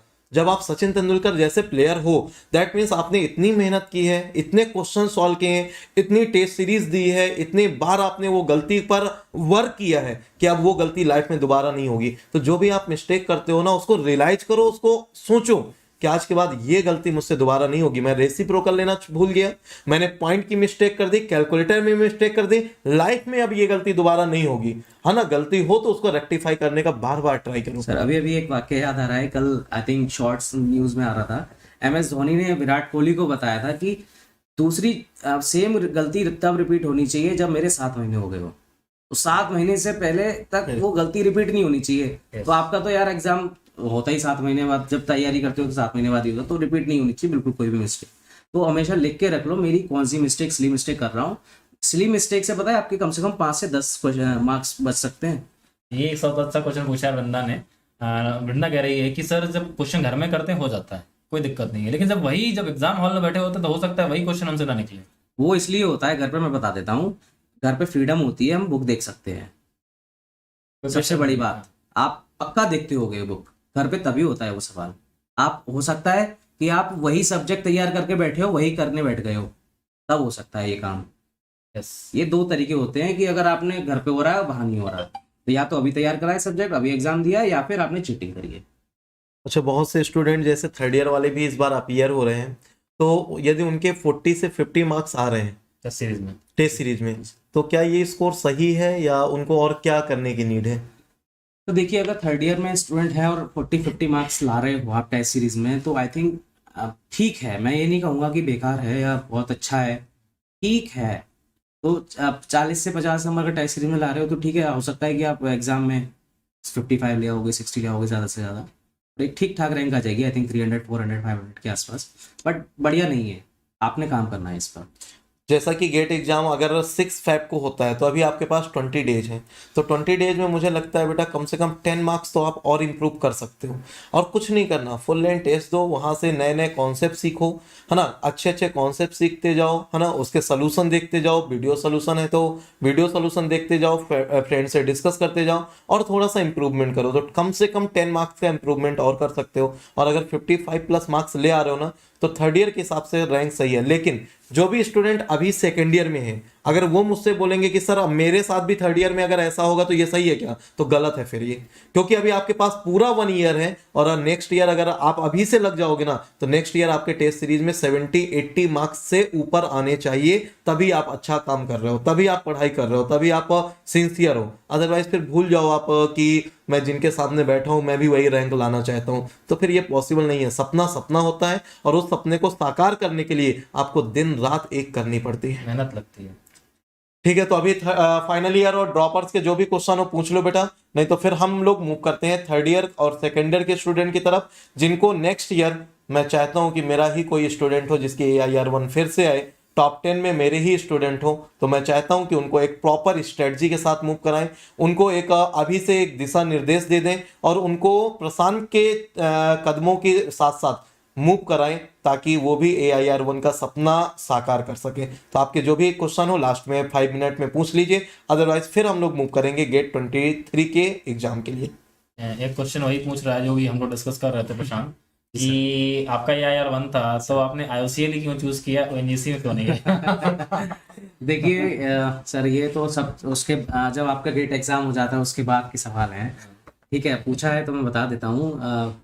मेरा सर बचपन से ड्रीम था IOCL में जाने का, और होता है ना एक कि मेरा स्टार्टिंग से कि तो जब आप लोग जाते हैं तो घर में पूछते हैं लोग क्या करना है, तो ठीक है IOCL में जॉब करनी है, तो that was my dream for getting selected in IOCL। And मेरे पास दोनों ही ऑप्शन थे, ONGC और IOCL। IOCL मेरे को दिल्ली में ऑफर मिला था और ONGC में गोवा में मेरी पोस्टिंग हुई थी। तो मैं रहने वाला बेसिकली यूपी का हूँ, तो नियर बाई मैंने अपनी पोस्टिंग के लिए प्रेफर किया था, दैट्स इट।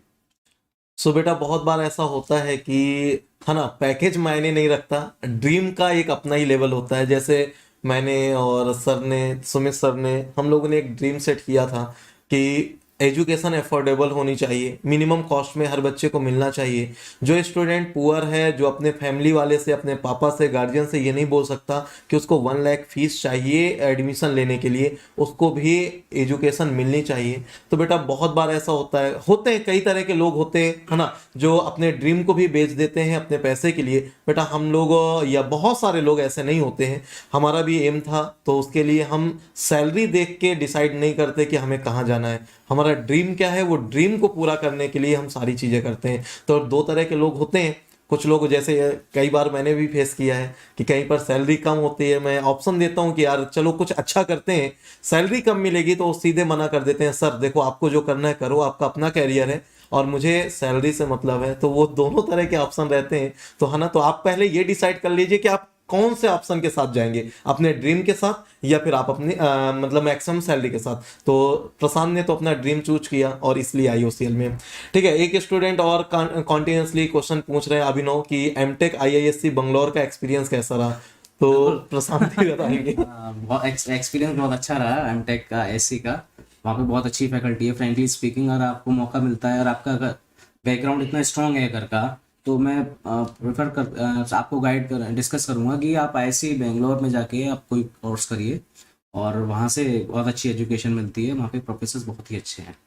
लेवल जो एजुकेशन का वहाँ पर है, मतलब गजब ही लेवल है। आपको वहाँ रिसर्च करनी है ना, तो मुझे लगता है रिसर्च के लिए वो बेस्ट इंस्टीट्यूट है। जिस लेवल में जो फैसिलिटीज आपको वहाँ मिलेंगी, जो फैकल्टीज के लेवल है यार, वो मतलब अनमैचेबल है ना। तो चलिए, होप सो कि आपके सारे क्वेश्चन कंप्लीट हो गए हैं। सुमित सर, लास्ट में गेट 22 के लिए अगर कोई क्वेश्चन आपके भी माइंड में है बच्चों की तरफ से, नहीं, तो आप 22 रख के सकते लिए हैं। क्वेश्चन कुछ नहीं है यार। देखो सिंपल सी बात आपके दिमाग में भी आ रही है। देखो जयप्रकाश एक क्वेश्चन पूछ रहा है कि एफटी के लिए इंपॉर्टेंट टॉपिक या स्कोरिंग टॉपिक। यार देखो एफटी के लिए ऐसा कुछ नहीं है कि जनरली क्या है वो टॉपिक रिपीट ही होगा।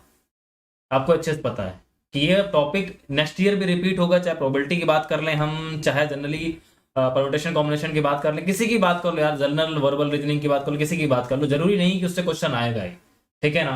तो एफटी के लिए ऐसा कोई इंपॉर्टेंट टॉपिक आपका नहीं होता, लेकिन तब भी प्रशांत से अगर आपने बोला तो पूछे ले रहा हूँ कि आपको ऐसा कोई लगता है प्रशांत कोई टॉपिक ऐसा है जो एफटी के लिए स्कोरिंग है? एप्टिक में जो स्कोरिंग सर, मेरे को जो लगता है एक वर्क एंड टाइम वाला कॉन्सेप्ट रहता है, एक प्रोबेबिलिटी है, PNC जैसा कि आपने बताया, ये तीनों ही टॉपिक बहुत कॉमन हैं और बहुत रिपीटेबली पूछे गए हैं पिछले सालों में। और अगर आप इनको अच्छे से कर लेते हो तो थोड़ा कॉन्फिडेंस बिल्डअप होता है। और अभी जैसे रिसेंट हम लोग देख रहे हैं ट्रेंड जो चल रहा है, तो आप देखे थे एफटी के अंदर थोड़ा सा मैथमेटिक्स वाला इनपुट भी है वो देने लगे हैं, बेसिक मैथ्स के इनपुट देने लगे हैं, बिल्कुल सर। और डाटा इंटरप्रिटेशन वाला जो पार्ट होता है उससे क्वेश्चन आपका आता ही आता है, डीआई जिसको आप बोलते हैं उससे क्वेश्चन आता ही आता है।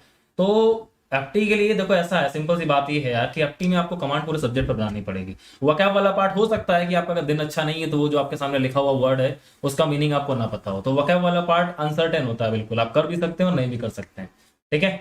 तो एफटी के लिए बस सारी ब्रांच के पीवाईक्यू सॉल्व कर लो। मैथ्स के लिए भी मैं यही एडवाइस देता हूँ और इससे ज़्यादा करने की नीड नहीं है।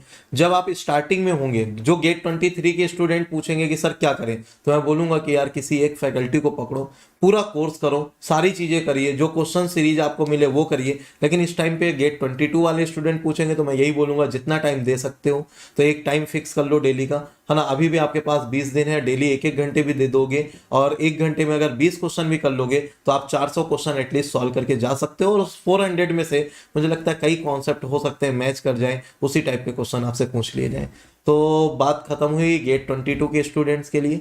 और मुझे लगता है आपके जितने भी डाउट थे, सारे डाउट सारे क्वेश्चन हम लोगों ने पुट अप किए प्रशांत से, बहुत ही बखूबी उसने आंसर भी किया। और आपके सारे क्वेश्चन को मतलब मुझे लगता है जो मेरा टीचिंग एक्सपीरियंस है इस गेट फील्ड का या ओवरऑल, तो मुझे लगता है कि जो भी प्रशांत ने बताया एकदम बेस्ट रास्ता आपको दिया है। अगर आप इस पे मूव करते हैं तो मुझे लगता है कि आप भी AIR1 हो सकते हैं, कोई बड़ी बात नहीं है, ठीक है। वही सारी चीज़ें आपको हम बताते रहते हैं, लेकिन फर्क पड़ता है जब आप उस बंदे से पूछते हैं जो बंदा ऑलरेडी अपने आप को प्रूव करके बैठा है, तो उस बंदे की बात ना दिलो दिमाग में छा जाती है। और टीचर्स और गार्जियन तो हमेशा डेली बोलते ही रहते हैं, है ना। तो इसलिए ये सेशन बहुत ज़्यादा इंपॉर्टेंट था। तो एक बार मैं चाहता हूँ कि गेट 22 के जो भी स्टूडेंट हैं, अगर कुछ भी सीखने को मिला है तो प्रशांत सर को यार थैंक यू तो आप लोग बोल ही सकते हो। चलो हम लोग बात करते हैं गेट 23 के स्टूडेंट के लिए।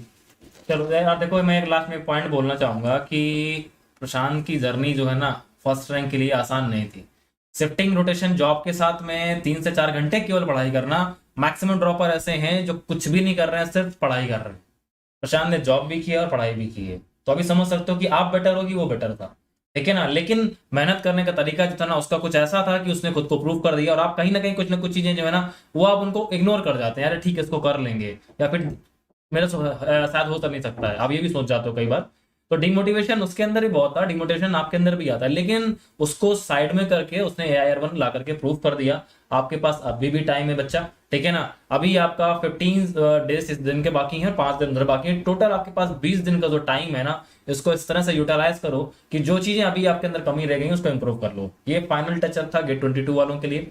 अच्छा 23 की अगर हम लोग बात करते हैं, 23 थोड़ा सा जल्दी सुनेंगे, स्टार्टिंग से फटाक से हम लोग एक चीज आपके लिए क्लियर कर देंगे। जिनको 23 देना है, ये 23 देने वाले वो लोग हैं जो अभी फर्स्ट टाइम अभी जनवरी से कोर्स पढ़ना स्टार्ट कर रहे हैं। मैं उनकी बात कर रहा हूँ, जो ऑलरेडी पढ़ रहे थे 1 साल से, उनकी मैं बात नहीं कर रहा हूँ। जो फर्स्ट टाइम अभी कोर्स पढ़ना स्टार्ट कर रहे हैं, मैं वहां से स्टार्ट करूंगा। सो प्रशांत मेरे को अच्छा ये बताना कि स्टार्टिंग में ऐसा कोई क्या स्ट्रेटजी होती है क्या, जो न्यू स्टूडेंट जैसे आपका 23 देने वाला है। अभी 1 मिनट में रोकूंगा थोड़ा सा बेटा, वो स्टूडेंट भी अभी कंटिन्यू करेंगे, है ना, जिनको लगता है कि गेट 22 में वो बहुत अच्छा नहीं कर पाएंगे और गेट 23 में तुरंत लग जाएंगे, तो एटलीस्ट उनको भी ये चीज का एहसास होना चाहिए कि जो मिस्टेक आपने की है वो मिस्टेक अब दोबारा से ना हो। तो वो लोग भी अभी कंटिन्यू करके एक बार सुन लो सारी बातें, है ना, प्रशांत का क्या मोटो है रहा है और कैसे उसने खुद को अपने आप को फॉलो कराया है। तो मतलब एक बार उसकी स्ट्रेटजी आपको अगर समझ में आ गई तो शायद आप नेक्स्ट ईयर आप भी टॉप रैंकर्स हो सकते हैं। तो एक बार सुनना चाहिए आप लोगों को। यस हाँ, तो मैं ये पूछ रहा था जैसे सर प्रशांत कि जनरली है क्या कि जब स्टार्टिंग करते हैं, नया नया कोर्स पढ़ना स्टार्ट करेंगे, तो एक्चुअली ऐसा क्या कोई सिग्निफाइड कोई सब्जेक्ट है क्या कि मेरे को इसी सब्जेक्ट के साथ में स्टार्ट करना है, या फिर स्टार्टिंग कहाँ से करना है, किस सब्जेक्ट से करना है स्टार्टिंग हम लोग यहाँ? देखिए 2 तरीके हैं। अगर आप डिमोटिवेटेड हो पूरा, ठीक है, और बिल्कुल ये आपको लग रहा है कि मैं एकदम धाराशाही हो गया हूँ और मेरे को अपना प्लेटफॉर्म पिक करना है, अपने आप को एलिपैड तैयार करना है, तो सबसे पहले तो जो आपके सब्जेक्ट्स, आपके प्रिय सब्जेक्ट हैं वो निकाल लो। 2-3 सब्जेक्ट, 3 सब्जेक्ट सपोज आपने निकाल लिए आपने, जो कि आपके बहुत अच्छे लगते हैं, उन सब्जेक्ट को फटाफट से उसको खत्म कर दो और वो इसके शॉर्ट नोट बना लो। अब आपका क्या हुआ, आपके पास थोड़ा सा कॉन्फिडेंस हो गया, यार मेरे 3 सब्जेक्ट हो गए, चलो अब मेरे बाकी के सब्जेक्ट बचे हैं, 7 बचे हैं, अब मैं एक एक करके उठाता हूँ। उसको एक एक करके उठाओ। सपोज आपने MTU बिल्कुल नहीं आती, चलो उसको उसको उठा के पढ़ो उसको। अगर उसको लग रहा है आपको कि डीप स्टडी करनी है तो उसको डीप स्टडी, क्योंकि टाइम बहुत है आपके पास। अगर जनवरी में स्टार्ट कर रहे हो, आपका नेक्स्ट फरवरी में आपका एग्जाम है, तो आराम से तैयारी करने के लिए बहुत 13 मंथ है आपके बहुत 13 मंथ है आपके पास। आप पढ़िए, खूब अच्छे से पढ़िए उसको, चाहे एनपीटीईएल लेक्चर्स देखिए, चाहे कोर बुक्स में जाइए, चाहे शैलेंद्र सर से, सुमित सर के नोट्स हैं उनको पढ़िए, उनसे क्लासेस लीजिए, लेकिन उसको ठीक से एनालाइज करो सब्जेक्ट को, उसके कॉन्सेप्ट को समझ के तभी उसको आगे खत्म करना। और जब आप उसको खत्म कर दो सब्जेक्ट को, होगा आप अगला चालू करोगे। आप पिछला छोड़ दिए 4 सब्जेक्ट, अगला चालू कर रहे हो, पिछले 3 सब्जेक्ट भूल जाओगे, ऐसा समय आएगा। तो उन सब्जेक्ट को भुलाना नहीं है, उनको भी साथ में लेके चलना है, उनको भी साथ में रिवाइज करते रहना है, उनको भी क्वेश्चंस लगाते रहना है। धीरे धीरे आप इस तरीके से जब आगे बढ़ोगे तो हो जाएगा क्या कि आपके सपोज 7 सब्जेक्ट हो गए, आप 8वें सब्जेक्ट में मूव कर रहे हो। अब जो पहला सब्जेक्ट था वो भूल जाओगे, फिर से वो नए से स्टार्ट करना पड़ेगा, ऐसा नहीं होना चाहिए। वो इस तरीके से आपने रूटीन में लाने हैं कि 2 सब्जेक्ट 3 सब्जेक्ट आपके पैरेलल चलते रहें। तो इस तरीके से आपके वो सब्जेक्ट्स को रिवाइज होते रहेंगे, आपके दिमाग में भी रहेंगे, और जब भी सवाल उठाओगे कोई ऐसा करने में डर नहीं लगेगा उस सब्जेक्ट का। अदरवाइज क्या होता है जनरली लोगों का कि एक सब्जेक्ट पीछे छूट जाता है, ये सब्जेक्ट मेरे हाथ में है, वो पीछे छूट गया, वो तो 2-3 महीने हो गए, छुआ ही नहीं है। ऐसा नहीं होना चाहिए। मेरा कहने का मतलब सिर्फ इतना है कि सारे सब्जेक्ट आपके रूटीन बेसिस में रिवाइज होते रहने चाहिए, और जो नए सब्जेक्ट आपको नहीं आता है तो उसको ठीक से स्टडी कीजिए, उसके कॉन्सेप्ट समझ के उसके थॉरली स्टडी करो, चाहे बुक से करो, चाहे एनपीटीईएल लेक्चर से करो, कहीं से भी करो, उसके एक्सरसाइज क्वेश्चंस करो, एग्जाम्पल्स करो, लेकिन आपने करने उसको थॉरो स्टडी है। तो जब आपकी स्टडी अच्छे से हो जाए और शॉर्ट नोट्स बन जाए, तब आप उसको कर सकते हो कि हाँ यार जब मैं रिवाइज करूंगा तो ठीक है, अब मेरा हो गया, अब मैं क्वेश्चन लगाऊंगा। अब मैं रिवाइज कर रहा हूँ, मैं फॉर्मूले पढ़ लिए मैंने, अब मैं क्वेश्चन लगाता हूँ। प्रीवियस ईयर क्वेश्चन लगा लिए मैंने। प्रीवियस ईयर क्वेश्चन ऐसा नहीं 2000 से लगाए, 1980s से भी लगाओ। बिल्कुल 1980 से लेके 2022 तक के सब लगाओगे, सब सारे सवाल लगाओ, और देखो यार कि ये सवाल आया था, मैंने इजीली कर लिया, कि अगर मैंने पिछली बार ही कर ली होती तैयारी तो मेरी पिछली बार ही रैंक आ गई होती। आपको ऐसा महसूस होगा। तो वो फीलिंग आनी चाहिए जब आप पिछले साल के क्वेश्चंस करो, प्लस आपकी जो टेस्ट सीरीज है वो ले लो, सर से ले लो, आपकी जो कहाँ कोचिंग ज्वाइन कर रहे हो उनके सवाल लो, उनके करो सवाल जहां से भी मिले आप उसको करो। और नहीं आ रहा है तो अपने कंसल्ट टीचर से गाइडेंस लो, सर ये क्यों नहीं हो रहा है, सर मेरे कॉन्सेप्ट में गलती है क्या, सर मैंने क्या मिस्टेक कर दी, मेरे से ये सवाल नहीं हो रहा, आपने तो बताया था ये फॉर्मूला, मेरे दिमाग में आ रहा है ये फॉर्मूला, बट अब ऐसे कैसे हो गया सर। तो वो सब चीज़ें भी क्लियर होनी चाहिए दिमाग में कि मेरे को लग रहा है ये फॉर्मूला, सर बता रहे हैं ये फॉर्मूला, तो ऐसा क्यों है। वो सब चीज़ें कॉन्सेप्ट इतने क्रिस्टल क्लियर होने चाहिए कि कल को कोई कंसेप्ट नया आ जाए तो हम उसको सॉल्व कर लें। रोहित सर ने 2 ईयर का ड्रॉप नहीं लिया था, सर ने जॉब के साथ साथ कंटिन्यू किया था, है ना। तो हाँ, बीटेक के बाद 2 साल का गैप है आपका, है ना। 16 पास आउट है सर, और 18 में AIR1 आई है। तो ये बात सही है कि 2 ईयर का ड्रॉप है, बट वो ड्रॉप नहीं है, वो जॉब के साथ साथ प्रिपरेशन कर रहे थे, है ना। और अच्छा है, अगर आप 21 पास आउट हो, 23 प्रिपरेशन करना चाहते हो तो कोई प्रॉब्लम नहीं है।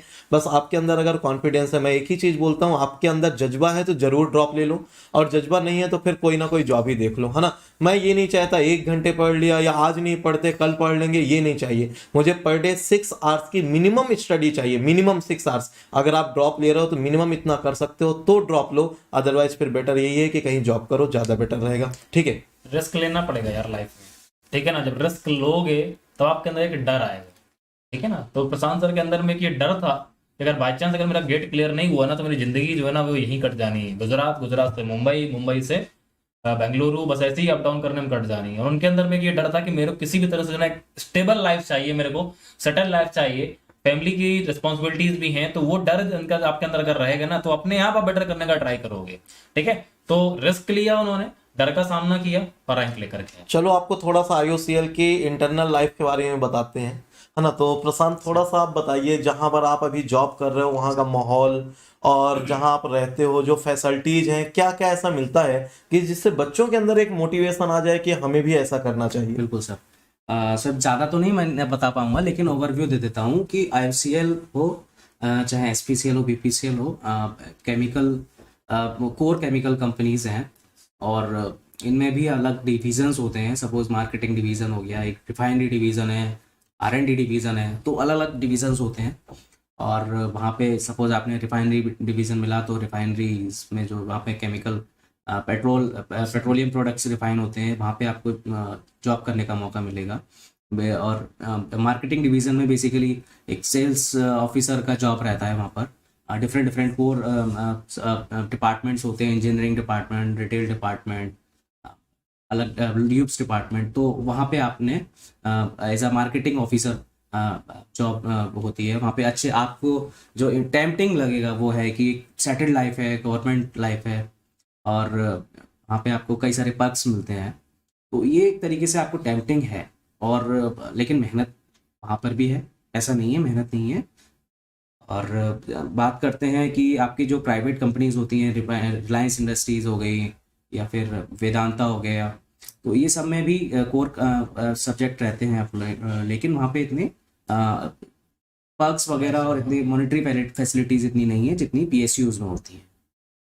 डेफिनेटली है क्या कि आपको सारी फैसिलिटीज मिलेंगी जो आप सोच सकते हैं, ठीक है ना। सारे अलाउंसेस आपको मिलेंगे, लाइफ आपकी एक तरह से पूरा सिक्योर्ड रहती है, और जितना भी आप सोच सकते हैं वो फैसिलिटीज आपको सब मिलती हैं।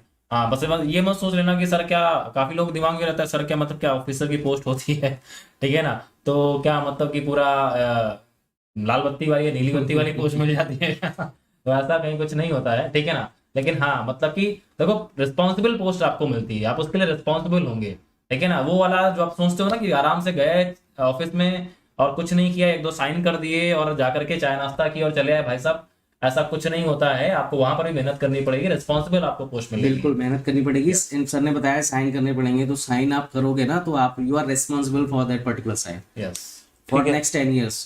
आपसे कभी भी सवाल पूछ लिया जाएगा कि आपने ये साइन क्यों किया, अगर गलत किया तो क्यों गलत किया। तो you are responsible for public money, तो that is most important.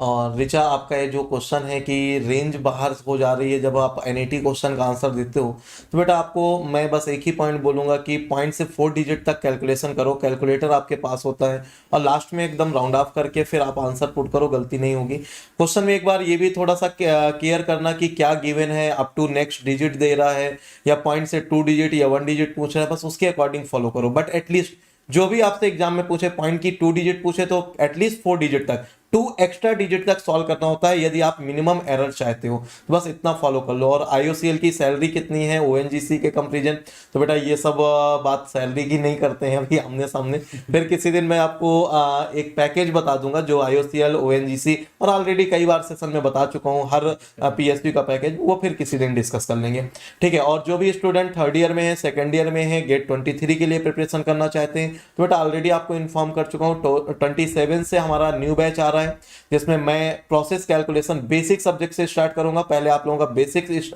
Strong करूंगा, देन फिर इसके बाद अच्छे अच्छे सब्जेक्ट में मूव करेंगे, सीआरई, मास ट्रांसफर, आईपीसी, या फिर और भी अच्छे सब्जेक्ट हैं। सुमित सर भी एक बेसिक सब्जेक्ट से स्टार्ट करेंगे जो आप 2nd ईयर में पढ़ते हैं, है ना। यहाँ से 2 सब्जेक्ट से स्टार्ट करेंगे, और आपकी जर्नी जो भी स्टूडेंट कैपेबल है, बेटा मैं यही बोलूंगा यूट्यूब के चक्कर में ना पड़ो, डिस्ट्रैक्शन बहुत ज्यादा होता है ना। आप ट्राई करिए कि 26 तक का प्लस का कोर्स परचेज कर लें। अगर थोड़ा सा भी आप मैनेज कर सकते हैं या कोई प्रॉब्लम है तो मुझे बताइए, मैं हमेशा, मेरे और सुमित सर के हेल्पिंग हैंड्स आपके साथ में रहते हैं, तो कोई भी प्रॉब्लम है आप हमें बताइए। बट 27 से बैच ज्वाइन करिए और सुपर फॉर्म में अपनी जर्नी स्टार्ट करिए, अगर आपका सपना है टॉप 10 रैंक लाने का। अदरवाइज सपना सपना ही रह जाएगा, साकार नहीं हो पाएगा, ठीक है।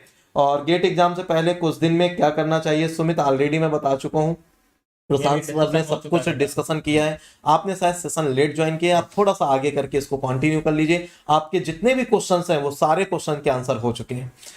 और देखो 23 वाले जितने भी हैं ना, उनका जो बोल रहे हैं कि सर प्रिपरेशन स्ट्रेटजी क्या होनी चाहिए, हम लोगों ने अभी आपको बताया। देखो एक चीज होती है कि अभी स्टार्टिंग से जब आप स्टार्ट करोगे ना, कोई सब्जेक्ट आज पढ़ोगे, तो ये क्वेश्चन जब लास्ट में आप पूछते हो ना सर क्या बुक प्रेफर करनी चाहिए, तो ये आपके पास स्टार्टिंग में इतना टाइम आपके पास में होता है कि जब भी हम कोई सब्जेक्ट आपको कवर कर रहे हैं, वो टॉपिक पढ़ने के बाद में हम लोग आपसे बोलते भी हैं कि बेटा ये बुक आप प्रेफर कर सकते हो। उस बुक के जो भी टेक्स्ट बुक के क्वेश्चंस हैं, अच्छे अच्छे क्वेश्चन, यार भाई साहब आईटी के जो प्रोफेसर होते हैं ना, वो भी बुक प्रेफर करके ही क्वेश्चन बनाते हैं। मैंने आपसे बोला था ना, मैंने हाथ में एक सीक्रेट हाथ लगा है, मैं आपको बताऊंगा कि एक्चुअली में जो मैकेनिक्स में जो मैंने देखा अभी तक का कि क्वेश्चन पेपर बनाने का जो पैटर्न है ना, किस बुक को फॉलो कर रहे हैं प्रोफेसर सभी के, ठीक है ना, और कहाँ से उनका जनरली जो है ना क्वेश्चन पिक करने का रीजन क्या रहता है, वो बताऊंगा आपको भी, ठीक है ना, इन फ्यूचर में। तो जो टेक्स्ट बुक आप देखते हो, टेक्स्ट बुक के क्वेश्चंस करने का मौका आपके पास अभी स्टार्टिंग में रहता है। सब्जेक्ट के साथ में आप टेक्स्ट बुक पढ़ते हुए चलो, ठीक है ना। आपके पास टाइम होता है, अपने नोट्स जो आपने बनाए हैं ना, मैंने एक चीज बता रखी है, जो लोग बोलते हैं ना कि सर, जैसे अभी प्रशांत बता रहा था कि आप भूलेंगे सब्जेक्ट, ऑब्वियसली बात है यार, आपका दिमाग क्या करता है ना, उसको जो चीजें पसंद नहीं वो भूलता है, ठीक है ना। तो आपको ये पसंद नहीं है सब्जेक्ट जो आपने पढ़ा हुआ है, आपका इंटरेस्ट नहीं है, तो दिमाग उसको उठा करके डस्टबिन में डाल देगा। आपको मैंने एक चीज बता रखा है, I111 स्ट्रेटजी बता रखी है। पहला रिवीजन आपको करना है इमीडिएट, मतलब कि आप आज ही करें या फिर आप कल तक कर लें। दूसरा आपको करना है 1 हफ्ते बाद, फिर आपको करना है 1 महीने बाद, और तीसरा आप जो करना चाहते हैं, मतलब आपको 4 बार रिवीजन उस सब्जेक्ट अगर आप रखेंगे टच में। अब रिवीजन करने के कई तरीके हो सकते हैं, ठीक है ना। या आप क्या कर सकते हैं, आपको सब्जेक्ट फिनिश हो गया, पूरा सब्जेक्ट फिनिश हो गया या कोई टॉपिक फिनिश हो रहा है, आप उसके पीवाईक्यूज उठा लो, पीवाईक्यूज करते हुए चलो, वहां से आपका कॉन्सेप्ट रिवाइज होते जाएंगे और आपका रिवीजन होता जाएगा, और कुछ पीवाईक्यूज भी आपके सॉल्व हो रहे हैं, कॉन्सेप्ट पर पकड़ भी बनी हुई है। ये स्टार्टिंग से अगर करके चलोगे ना, तो लास्ट में आपको कुछ भी ना ऐसा नहीं लगेगा कि सर मेरे को एक्स्ट्रा क्या करने की जरूरत है। एक्स्ट्रा आप स्टार्टिंग से करके चल रहे हो ना, जरूरत ही नहीं पड़ेगी आपको इसी चीज की, ठीक है ना। टॉपिक जो सब्जेक्ट्स आपके चल रहे हैं उनको फिनिश करते हुए चलो। ट्राई हमेशा आपको ये करना है प्रशांत, जैसे मैं अच्छा एक क्वेश्चन ये पूछूंगा कि आपका सिलेबस अगर आप प्रिपेयर कर रहे हो 23 के लिए, सपोज जैसे मान लो मैं आज से अगर स्टार्ट करता हूँ, तो मेरा सिलेबस जो है ना कब तक फिनिश हो जाना चाहिए, किस मंथ तक? हाँ ओके सर, मतलब basically we are preparing for 23 and जनवरी से स्टार्ट हम करते हैं, तो हमारा सिलेबस आई थिंक जून जुलाई तक हमारा सारा सिलेबस खत्म हो जाना चाहिए, एक रिवीजन के साथ, 1-2 रिवीजन के साथ Yes, हमारा yes. वो सिलेबस पूरा खत्म हो जाना चाहिए, सो दैट हमारी जो टेस्ट सीरीज स्टार्ट होती है वो हमारी टेस्ट सीरीज स्टार्ट हो जाए अगस्त से, Yes. और हम उसको प्रॉपरली अटेंड कर पाए प्रॉपरली। जो भी बेसिक आपके टेस्ट मिलते हैं ना, जो प्राइमरी आपके बेसिक टेस्ट मिलते हैं, वो आपके पास जो है ना, वो आपके स्टार्ट हो जाना चाहिए। और जून जो समय है, मैंने जून काफी अच्छा समय दिया है, जून जुलाई का, इससे पहले भी आपका हो सकता है कि सिलेबस खत्म हो जाए, लेकिन आप क्या करोगे कि आप इतना समय दोगे नहीं स्टार्टिंग में, आपको लगेगा कि मेरे पास तो यार अभी पूरा 10 महीना बाकी है, एक्चुअली 11 महीना जैसे बाकी प्रशांत एक क्वेश्चन बच्चा पूछ रहा था कि स्टार्टिंग होता क्या है, अभी जून जुलाई के पहले मार्च अप्रैल में क्लासेस चलेंगी कॉलेज की भी, तो कॉलेज के सब्जेक्ट जो होते हैं, सपोज मान लो क्या अगर हीट चल रहा है या मास चल रहा है, वो तो हम कवर कर लेते हैं, थर्मो चल रहा है वो साथ में कवर हो जाता है। लेकिन सपोज कोई सब्जेक्ट ऐसा जैसे पीएमएस हो गया, और जो इलेक्टिव टाइप के होते हैं, ठीक है ना, जो इररिलेवेंट आपको लगते हैं, तो स्टूडेंट ये पूछ रहा था क्वेश्चन कि वो सब्जेक्ट जो इररिलेवेंट है और दूसरा जो गेट का सब्जेक्ट है, इन दोनों को पैरेलल लेके कैसे चलना? बिल्कुल, देखो मेरे को लगता है सर ये इतना कोई डिफिकल्ट टास्क नहीं है, अगर आप कॉलेज में पढ़ रहे हो तब तो बिल्कुल भी नहीं है यार, बहुत समय होता है। आप कॉलेज का क्लास तो अटेंड करते नहीं होगे मोस्टली, अभी तो बिल्कुल भी नहीं कर पा रहे होगे, कोरोना चल रहा है और उस वजह से क्लासेस भी नहीं हो रही होंगी, तो आपके पास समय ही समय है। आप एक सब्जेक्ट को कितना समय दोगे दिन में? 2 आवर्स, बाकी सब्जेक्ट को तो दे ही सकते हो ना 2-3 घंटा, तो what is the big deal यार। और एक चीज हम लोग जो बोलते रहते हैं, हमेशा बोलते हैं, मैं बार बार उस बात को रिपीट करता हूँ, साथ में कॉलेज में अभी कोई सब्जेक्ट चल रहा है, सपोज अभी आपका इवन सेमेस्टर स्टार्ट हो चुका है, 6 में आ चुके हैं, 4th में आ चुके हैं, ठीक है ना, 8th में आ चुके हैं, 8th वालों की तो बात खत्म हो चुकी है, तो 6 वाले और 4th वाले हैं, उनका हो सकता है इस बार हीट ट्रांसफर हो, या फिर मैकेनिकल ऑपरेशन हो, या फिर मैकेनिक्स हो, या फिर हो सकता है कहीं कहीं पर आपका प्रोसेस जनरेशन कंट्रोल भी होता है, कहीं कहीं पर सीआरई फर्स्ट होता है, इस तरह के सब्जेक्ट आपको मिलते हैं। तो मेरे को एक चीज ये बताना कि हम लोग जैसे अभी आपके सब्जेक्ट स्टार्ट करेंगे, कोई भी सब्जेक्ट स्टार्ट करेंगे, वो सब्जेक्ट आपका सेमेस्टर से कहीं ना कहीं रिलेट कर जाएगा, ये मेरे को पता है। तो वो सब्जेक्ट जो आप पढ़ रहे हो, सब्जेक्ट आपको सेमेस्टर के लिए तो आपको फ्री कर दिया ना उसने, क्योंकि आप यहाँ से अगर हम लोग को फॉलो कर रहे हो तो उस पर्टिकुलरली सब्जेक्ट से आप सेमेस्टर क्लियर कर ले जाओगे। आपको एफर्ट क्या करना है, उस सेमेस्टर सब्जेक्ट को आप हमसे कवर अप कर रहे हो, तो वो टेक्निकल सब्जेक्ट आपका वहां से कवर हो रहा है, बाकी बचता क्या है जो इररिलेवेंट सब्जेक्ट आपको लगता है, ठीक है ना। तो उसके लिए यार आपको सिंपली बात ये होती है कि उसमें जो सब्जेक्ट आपका होता है, तो उसमें बहुत ज्यादा कोई प्रैक्टिस जरूरत या फिर ऐसी जरूरत नहीं होती है, उसको आप थोड़ा टाइम निकाल करके डेली के डेली बेसिस पर पढ़ते रहिए, अपने यूनिट टेस्ट देते रहिए, असाइनमेंट्स करते रहिए, वो सब्जेक्ट भी आपका हो जाना है। मेनली फोकस रहता है आपके टेक्निकल सब्जेक्ट पर, तब वो आप हमारे साथ कवर करते हुए चल ही रहे हैं, ठीक है ना। और सारे सब्जेक्ट आपके 10 सब्जेक्ट जितने भी होते हैं वो आपके, देखो अभी आप इवन सेम में हैं, नेक्स्ट सेमेस्टर में आ जाएंगे ऑड सेम में, तो इवन और ऑड के सारे सब्जेक्ट आपके हमारे साथ फिनिश हो जाते हैं, टेंशन ही खत्म है ना। सीओ इसके लिए परेशान मत हो, ऑनलाइन क्लासेस 5 आवर्स की होती है। शिव कह रहे हैं कि 5 घंटे की क्लास होती है मेरी कॉलेज की। अरे भैया 5 घंटे की क्लास होती है, 24 घंटे होते हैं दिन में, 24 में से 5 घंटे निकाल दो, 19 हो गए, 19 में से 8 घंटे की नींद निकाल दो, बचे कितने? 11 में से 3 घंटे की मस्ती निकाल दो यार, बचे कितने? 7 घंटे। 7 घंटे तो है ना आपके पास, तो आराम से आप टाइम दे सकते हो, उसके लिए हेडक नहीं ले। बिगिनर अगर हो आप तो 7 भी अगर नहीं दे सकते हो ना, अगर आप 5 भी दे रहे हो स्टार्टिंग में ना, समझ रहे हो ना, ये इफेक्टिव 5 आवर्स होने चाहिए। इफेक्टिव का मतलब समझ रहे हो ना, फिर उसमें हाथ में फोन नहीं आना चाहिए, ठीक है ना, फिर उसके बीच में उठ के आपको जाना नहीं है, ठीक है, आप 5-10 मिनट का ब्रेक ले सकते हो, लेकिन वो इफेक्टिव 5 आवर्स होने चाहिए। आप जो पढ़ रहे हो उसका आउटपुट निकलना चाहिए, पन्ने नहीं पलटने बैठ करके फिर। Thank you Vivek and all student for continuous support, है ना। और गौरव, आपका क्वेश्चन मैंने पढ़ लिया है, बट उस क्वेश्चन को यहाँ पुट करने का भी नीड नहीं है ना, क्योंकि देखो अभी हम लोग बात कर रहे हैं गेट की। माना पीएमएस, ऑप्टिमाइजेशन या फिर ऐसे बहुत सारे सब्जेक्ट होते हैं जो गेट के नहीं होते हैं, तो मैंने उसके लिए बोला है अगर इतने सफिशिएंट स्टूडेंट होंगे तो मैं किसी ना किसी तरह से अरेंज कर दूंगा। कुछ स्टूडेंट बोल रहे हैं कि सर हम यूट्यूब से इसलिए पढ़ाई करते हैं ताकि, क्योंकि हमारे पास पैसे नहीं होते एडमिशन के लिए। तो बेटा कब मैंने मना किया है कि मैं आपकी हेल्प नहीं करूंगा? कब मैंने बोला है कि नहीं, अगर कोई भी मुझसे डिस्कशन करेगा तो उसको उस सोल्यूशन नहीं मिलेगा? तो आप एक बार यार साथ तो चलिए मेरे साथ, है ना। एक बार जर्नी स्टार्ट करिए, हर टाइम पे आपको मेरा साथ मिलेगा। और जितने भी स्टूडेंट हैं कि सर यूट्यूब में नहीं स्टार्ट होगा क्या, तो बेटा प्लस के 27 से स्टार्ट करें, यूट्यूब में उससे पहले से ही स्टार्ट कर देंगे।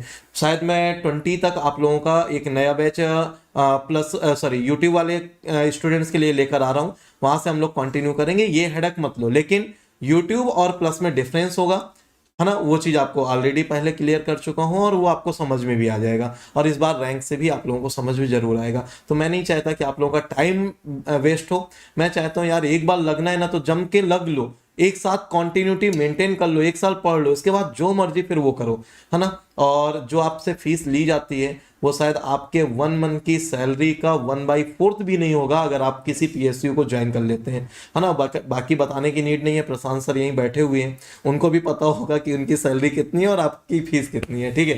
तो इसलिए बताने की नीड नहीं है। यार एक चीज पिछले 1 साल में आप लोग देख रहे हो, ठीक है ना, मेरे को बोलना पड़ता है इस चीज के लिए, जनरली है क्या कि पिछले 1 साल में जितने भी सब्जेक्ट आपने यूट्यूब से किए हैं, कोई भी अगर स्टूडेंट अगर ऐसा है, ठीक है ना, जो सेल्फ स्टडी कर रहा है, तो वो जितना कंटेंट हम लोगों ने यूट्यूब पर आपको दे दिया है, ठीक है ना, आपने दिल पर हाथ रख कर पूछना, क्या उस कंटेंट से आपका गेट क्लियर नहीं हो सकता? क्या पीवाईक्यूज पूरे कराए हैं यूट्यूब पर, पूरा एक एक टॉपिक हम लोगों ने कवर किया है वहां पर। तो आप सेल्फ स्टडी अगर कर रहे हो, थोड़ी मेहनत आप करो, थोड़ी हम करते हैं, ऑब्वियस सी बात है। तो अब वहां से क्या हो सकता है, आपका गेट आराम से क्लियर हो सकता है। सेम पैटर्न जो आपको 22 के लिए मिला है वही 23 के लिए मिलेगा। हर सब्जेक्ट पूरा का पूरा आपका यूट्यूब पर फिनिश किया जाता है।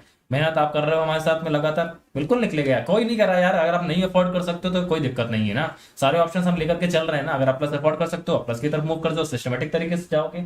यूट्यूब में क्या हो सकता है कि आपको थोड़ा सा अप एंड डाउन आएंगे, लेकिन हाँ आपको मूव करना पड़ेगा, लेकिन आप पेशेंस के साथ मूव करना पड़ेगा।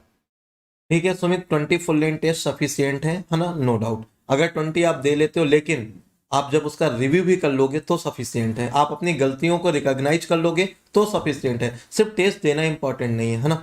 तो चलो एट द एंड मैं प्रशांत से बस लास्ट क्वेश्चन पूछूंगा कि अगर प्रशांत इस समय 2nd ईयर या 3rd ईयर स्टूडेंट होते और उनका AIR 1 लाने का सपना होता, तो वो किस तरह से अपनी जर्नी स्टार्ट करते और कैसे AIR 1 की तरफ मूव करते? प्रशांत। बिल्कुल सर। सबसे पहली बात तो सर, जो मेरे सबसे पहले जो कदम मैं उठाता वो ये उठाता कि जो मेरे सब्जेक्ट्स बीटेक सेमेस्टर्स के चल रहे हैं उनको बहुत अच्छे तरीके से करता। उनके साथ साथ मैं प्रीवियस ईयर क्वेश्चंस भी लगाते रहता, और जो उनके जो भी क्वेश्चंस हैं, बुक्स हैं, उनको लेके साथ में पैरेलली उनको खत्म करते हुए चलता, और अगर जरूरत पड़ती मुझे तो NPTEL लेक्चर्स भी यूटिलाइज कर लेता। तो इस तरीके से मैं आगे बढ़ता सर, और हर सब्जेक्ट के हर चैप्टर के जो थियोरेटिकल कॉन्सेप्ट्स हैं वो भी नोट डाउन करके चलता। तो हाथ के हाथ मेरे शॉर्ट नोट्स भी बन जाते और मेरा सारे जो इंपॉर्टेंट क्वेश्चन है वो भी। मिनट पहले रोकूंगा, ये लाइन सुन ली सबने ना, कि सब्जेक्ट के साथ साथ शॉर्ट नोट्स बनाना है। भाई साहब आप लोग करते क्या हो, सब्जेक्ट पढ़ लिया, उसको छोड़ दिया, फिर याद आती है, सर बोलते हैं सर शॉर्ट नोट्स बनाने के, हाँ बेटा बनाने, चलो शॉर्ट नोट्स बनाते हैं, फिर दोबारा कॉपी पलट करके शॉर्ट नोट्स बनाने जाते हो। टाइम वेस्ट कर रहे हो कि नहीं कर रहे हो?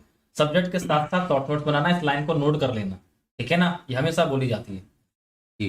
तो जब आप ये इतना काम कर लोगे, सपोज आगे आपके 2nd ईयर में आपने 4 सब्जेक्ट तो वहीं खत्म कर लिए होंगे, फिर अगला सेमेस्टर 3rd ईयर आएगा, 3rd ईयर में 4 कोर्स वहां जाएंगे खत्म, तो 8 जो है आपके जो है सब्जेक्ट तो ऐसे ही खत्म हो जाएंगे, जो कि आपने अच्छी तैयारी कर दी है अपनी बीटेक के साथ साथ, और अपने शॉर्ट नोट्स भी हैं और प्रीवियस ईयर क्वेश्चंस भी कर चुके हो आप, तो वो आधी तैयारी तो आपकी वहीं हो गई खत्म, बस है ना। और साथ साथ अपनी इतना भी कर लेंगे कि जो इंजीनियरिंग मैथमेटिक्स है उसकी भी तैयारी करते रहेंगे, जो फर्स्ट ईयर में पढ़ी होगी आपने, है ना, फर्स्ट ईयर में पढ़ी होगी मैथमेटिक्स, उसको भी रिवाइज करते रहेंगे, और थोड़ा सा एप्टीट्यूड का भी देखते रहेंगे, जो सारे स्ट्रीम्स के जो प्रीवियस ईयर क्वेश्चंस हैं उनको लगाते रहिए। RS अग्रवाल की बुक ले लीजिए, उसको करते रहेंगे। तो इस तरीके से हम पूरी फोकस के साथ में सारे सवाल करते रहेंगे, प्रैक्टिस करते रहेंगे, टेस्ट सीरीज लगाएंगे। मुझे नहीं लगता है आपकी टॉप 10 रैंक में कोई आपको छेड़ सकता है इसको लाने में। तो बेटा जैसे न्यूज़ चैनल में चलता है ना ब्रेकिंग न्यूज़, तो ब्रेकिंग न्यूज़ आ चुकी है।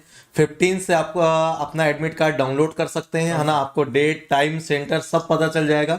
तो हैप्पी हो जाइए और फिर से मोटिवेट हो जाइए। मतलब क्या गजब टाइमिंग है यार आज के सेशन की, कि आज का सेशन चल रहा है, 15 डेट आ चुकी है कि आपका एडमिट कार्ड डाउनलोड कर सकते हो। मतलब अब यहाँ से मोटिवेट होके ना अब सीधे लग जाना बुरी तरह से, और जब तक रैंक नहीं आ जाएगी ना तब तक रुकेंगे नहीं, जब तक तोड़ेंगे नहीं तब तक छोड़ेंगे नहीं, समझ गए ना। तो मतलब बेस्ट फॉर्म में कल रात भर बैठ करके मैंने और शैलेंद्र सर ने ना आईटी खड़गपुर के डायरेक्टर साथ मीटिंग की है। उन्होंने बोला है कि बच्चे जो है ना लगातार आपको कॉल कर रहे हैं या फोन नहीं पिक कर रहे हैं, तो प्लीज बताइए एडमिट कार्ड कब आएगा। तो उन्होंने आश्वासन दिया था, सर टेंशन मत लीजिए, कल आप सेशन लीजिए जा करके, और मैं एडमिट कार्ड जो ना आपके सेशन के बीच में जो ना उसका नोटिफिकेशन दे दूंगा, ठीक है ना।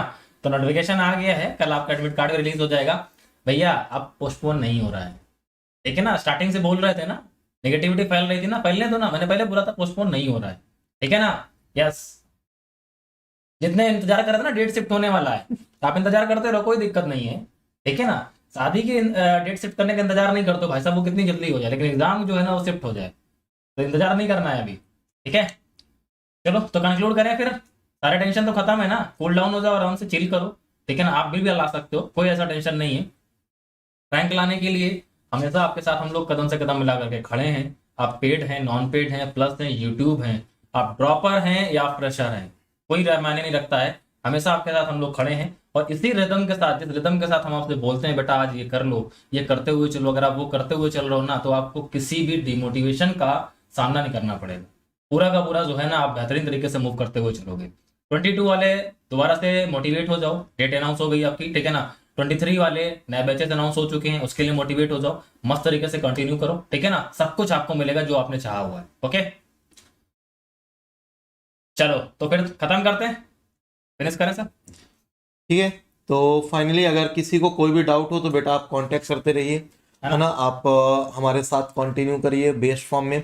यूट्यूब के लिए भी न्यू बैच आ रहा है, प्लस वालों के लिए भी न्यू बैच आ रहा है, और गेट 22 के लिए कॉन्टिन्यूसली गेट एक्सपेक्टेड सीरीज मैं कर ही रहा हूँ। मैराथन सेशन सुमित सर लेके आ रहे हैं, और हीट ट्रांसफर के लिए भी आपके ग्रुप में आज लिंक मिल जाएगा, वहां से आप कंटिन्यू कर सकते हैं। तो दैट मीन्स पूरी तरह से आप लोगों के साथ हम लोग डेडिकेटेड हैं। जितनी मेहनत आप नहीं कर रहे उससे कहीं ज़्यादा मेहनत हम लोग कर रहे हैं। आप लोगों के लिए टेस्ट सीरीज भी बना रहे हैं, संडे वाला टेस्ट भी अपलोड हो चुका है, उसकी आज नाइट में बैठ के एरर चेक करनी है, फिर उसके बाद हम लोग अब वीडियो शूट करेंगे, और जो नेक्स्ट टेस्ट है वो भी अब मेरे पास कंप्लीट होके आ गया है, उसका भी एरर चेक कर रहे हैं, जो कि अभी कल उसको भी अपलोड करने के लिए भेज देंगे। तो आपको आइडिया भी नहीं है हम लोग कितनी मेहनत करते हैं आप लोगों के लिए। तो क्या आप अपने खुद के लिए, अपने करियर के लिए उतनी मेहनत नहीं कर सकते, तो फिर आप किसको रिस्पॉन्स देंगे, या नेक्स्ट फ्यूचर में जो भी आपका फ्यूचर होगा या आपका फैमिली होगी, आप क्या जवाब देंगे उन लोगों को कि यार मेरी गलती थी कि मैंने मेहनत नहीं की। तो ये कभी भी आंसर आपके मुंह से नहीं निकलना चाहिए। वो टाइम मत जाने दो बेटा,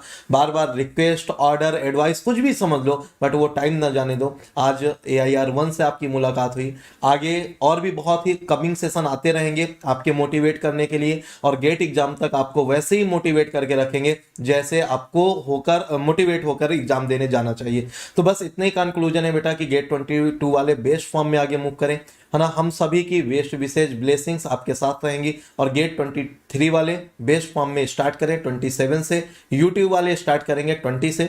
जिनको अगर कोई डाउट है कि हम लोग कैसा पढ़ाते हैं, तो भाई 20 से हम लोग बैच स्टार्ट कर रहे हैं, तो 2-4 दिन वहां पर क्लास कर लो, अगर आपको मजा आने लगे तो फिर 23 के लिए प्लस ले लेना चुपचाप, और 1 ईयर तक हमारे साथ कंटिन्यू करना, ठीक है।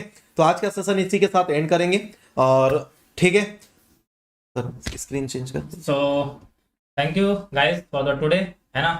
और प्रशांत सर को थैंक्स बोलिए, उन्होंने अपना कीमती टाइम हम लोग के लिए निकाला, है ना। एक सर मैं 2 मिनट समय लेना चाहूँगा। बिल्कुल बिल्कुल। अभी तक जो भी आपकी समस्याएं हैं और जो भी आपको लग रहा है कि मैं नहीं कर पाया तैयारी, या भूल जाओ, लीव इट, अभी से स्टार्ट कर दो, और अच्छे से मन बना के स्टार्ट करो कि मुझे यार गेट में अच्छी रैंक लानी है, टॉप 100 नहीं, टॉप 50 नहीं, टॉप 20 के अंदर लानी है। इस तरीके से तैयारी करो और जान झोंक दो अपनी, इस तरीके से तैयारी करनी है, तभी आएगी 100 के अंदर रैंक, ठीक है। और जो अभी हुआ पीछे, लीव इट, अब जो है दिन है, आपके पास समय है, उसको यूटिलाइज करो और अच्छे से करो। That's it. अगर बेटा मैं एक स्टूडेंट होता, प्रशांत सर के जो वर्ड्स हैं ना, जो एक तरीका था बताने का, जो उन्होंने फॉलो किया, कसम से यार मेरे अंदर तो इतना मोटिवेशन अभी आ गया है, मैं एक टीचर होके भी, है ना, मेरे अंदर वो मोटिवेशन है। अगर मैं स्टूडेंट होता ना तो सब कुछ भूल जाता। और लास्ट में एक क्वेश्चन मैं और प्रशांत से पूछूंगा कि बेटा बहुत सारे स्टूडेंट होंगे जिनके मन में ये आता है ना कि सर मैं ये छोड़ दूं क्या, 22 और 23 के लिए अभी से लग जाता हूं, जो आपका नया बैच आ रहा है वो करता हूं। तो प्रशांत आपकी क्या राय होगी कि मतलब लड़ना चाहिए या हार मान लेना नहीं, चाहिए? बिल्कुल लड़ना चाहिए सर, बिल्कुल लड़ना चाहिए। और अगर ऐसा नहीं है, अगर आपको लगता है, लड़ो, बिल्कुल अपना पूरा जम कम जोर लगा दो पूरा। 23 के लिए तो यार पूरा 11-12 महीने 22 महीने बाकी हैं अभी। क्यों, अभी 22 तो दीजिए अपना, 20 दिन है, उसमें लगाइए अपनी जान। क्या पता, हो सकता है अपनी मेहनत करके अभी आ गई 100 रैंक आ गई, 150 आ गई, और क्या पता पीएससी की कॉल आ गई और ज्वाइन हो गया तो 23 बज जाएगा। तो अपनी जोर लगा लो, 20 दिन है, अच्छे से पढ़ो।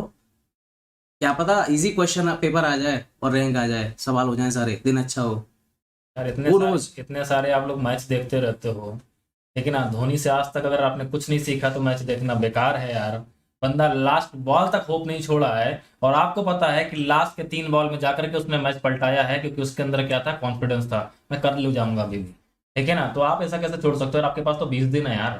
ठीक है ना, तो उम्मीद छोड़ने की जरूरत नहीं है यार, कुछ भी हो सकता है। अभी बचे हुए टाइम जो है ना, यहाँ पर कुछ भी हो सकता है।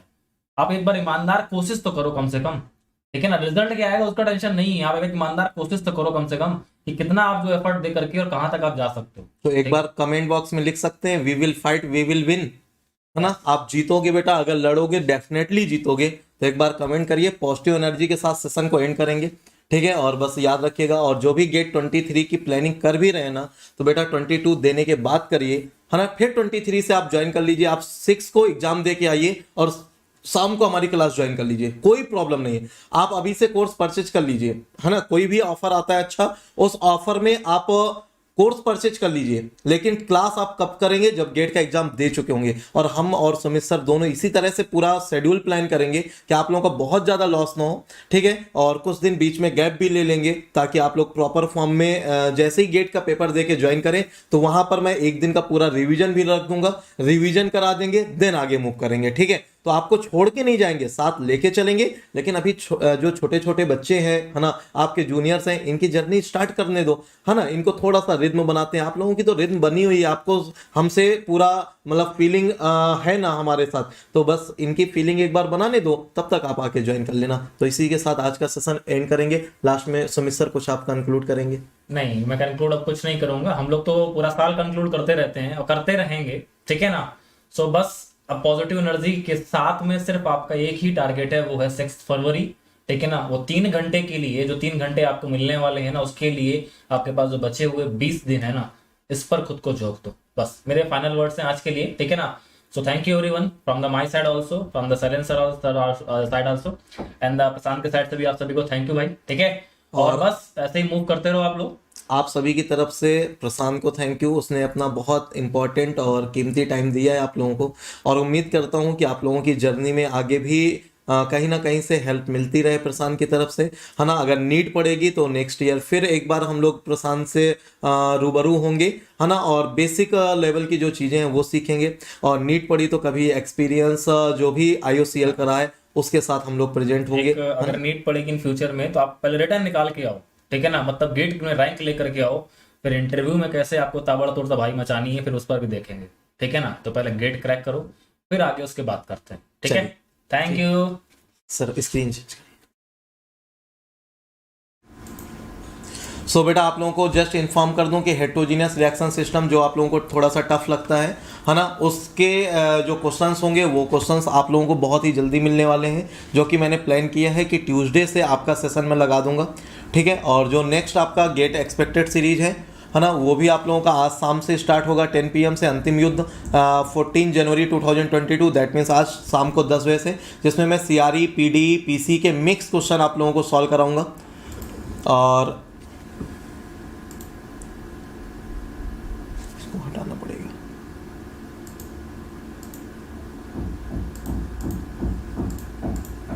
चलिए ठीक है, और प्लस और आइकॉनिक के बारे में आपको बता देता हूँ। जो भी बच्चा प्लस के साथ मूव करेगा उसको लाइव क्लासेज, वीकली टेस्ट उसमें मिलेंगे बेटा। पूरा स्ट्रक्चर्ड कोर्स होगा, पहले से आपको पूरे सब्जेक्ट का कब कब क्लासेज होने वाली हैं, कब कब छुट्टी रहेगी, कब टेस्ट होगा, पूरा आपको स्ट्रक्चर कोर्स मिलेगा। अनलिमिटेड एक्सेस होगा, कितनी भी बार आप सेशन को देख सकते हैं। रैंक इंप्रूवमेंट बैच मिलेगा, उसमें क्रैश कोर्स भी होगा, है ना। तो ये प्लस की फैसिलिटीज रहेंगी। आइकॉनिक में आपको एक ऐसा कोच मिल जाएगा जो पर्सनली आपके साथ कनेक्ट होगा, आपकी स्टडी का प्लान किया जाएगा, आपको बूस्टअप के लिए सेशन दिए जाएंगे, आपकी जो भी प्रॉब्लम्स होंगी वो सॉल्व की जाएंगी, जो भी आपके टेस्ट होंगे वहाँ कहाँ पर एरर हो रही है, क्या मिस्टेक कर रहे हो, उसकी एनालिसिस प्रोवाइड की जाएगी और स्टडी मटेरियल आपको बुकलेट फॉर्म में डिलीवर किया जाएगा और जो भी आपके डाउट होंगे वो भी क्लियर किए जाएंगे। ये हमारा आइकॉनिक में आपको फैसिलिटीज़ मिलेंगी, ठीक है। और ये आपकी प्राइस लिस्ट है। यदि आप 12 मंथ के प्लस कोर्स के साथ मूव करते हैं तो बेटा आप कोड यूज करने के बाद 29,000 समथिंग पे करना होगा।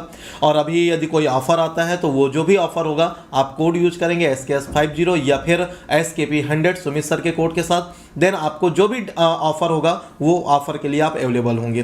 तो चलिए इसी के साथ आज का सेशन एंड करेंगे बेटा। थैंक यू वेरी मच आप लोगों का कॉन्टिन्यूस सपोर्ट के लिए, है ना। बस बेस्ट एफर्ट दीजिए, अच्छा करिए और रैंक लाइए। मेरी बेस्ट विशेज, हम सभी की बेस्ट विशेज आप लोगों के साथ हैं। Thank you, love you all, take care and Jai Hind. Thank you बेटा, लव यू ऑल। ओके ठीक है, तो best of luck. All the best.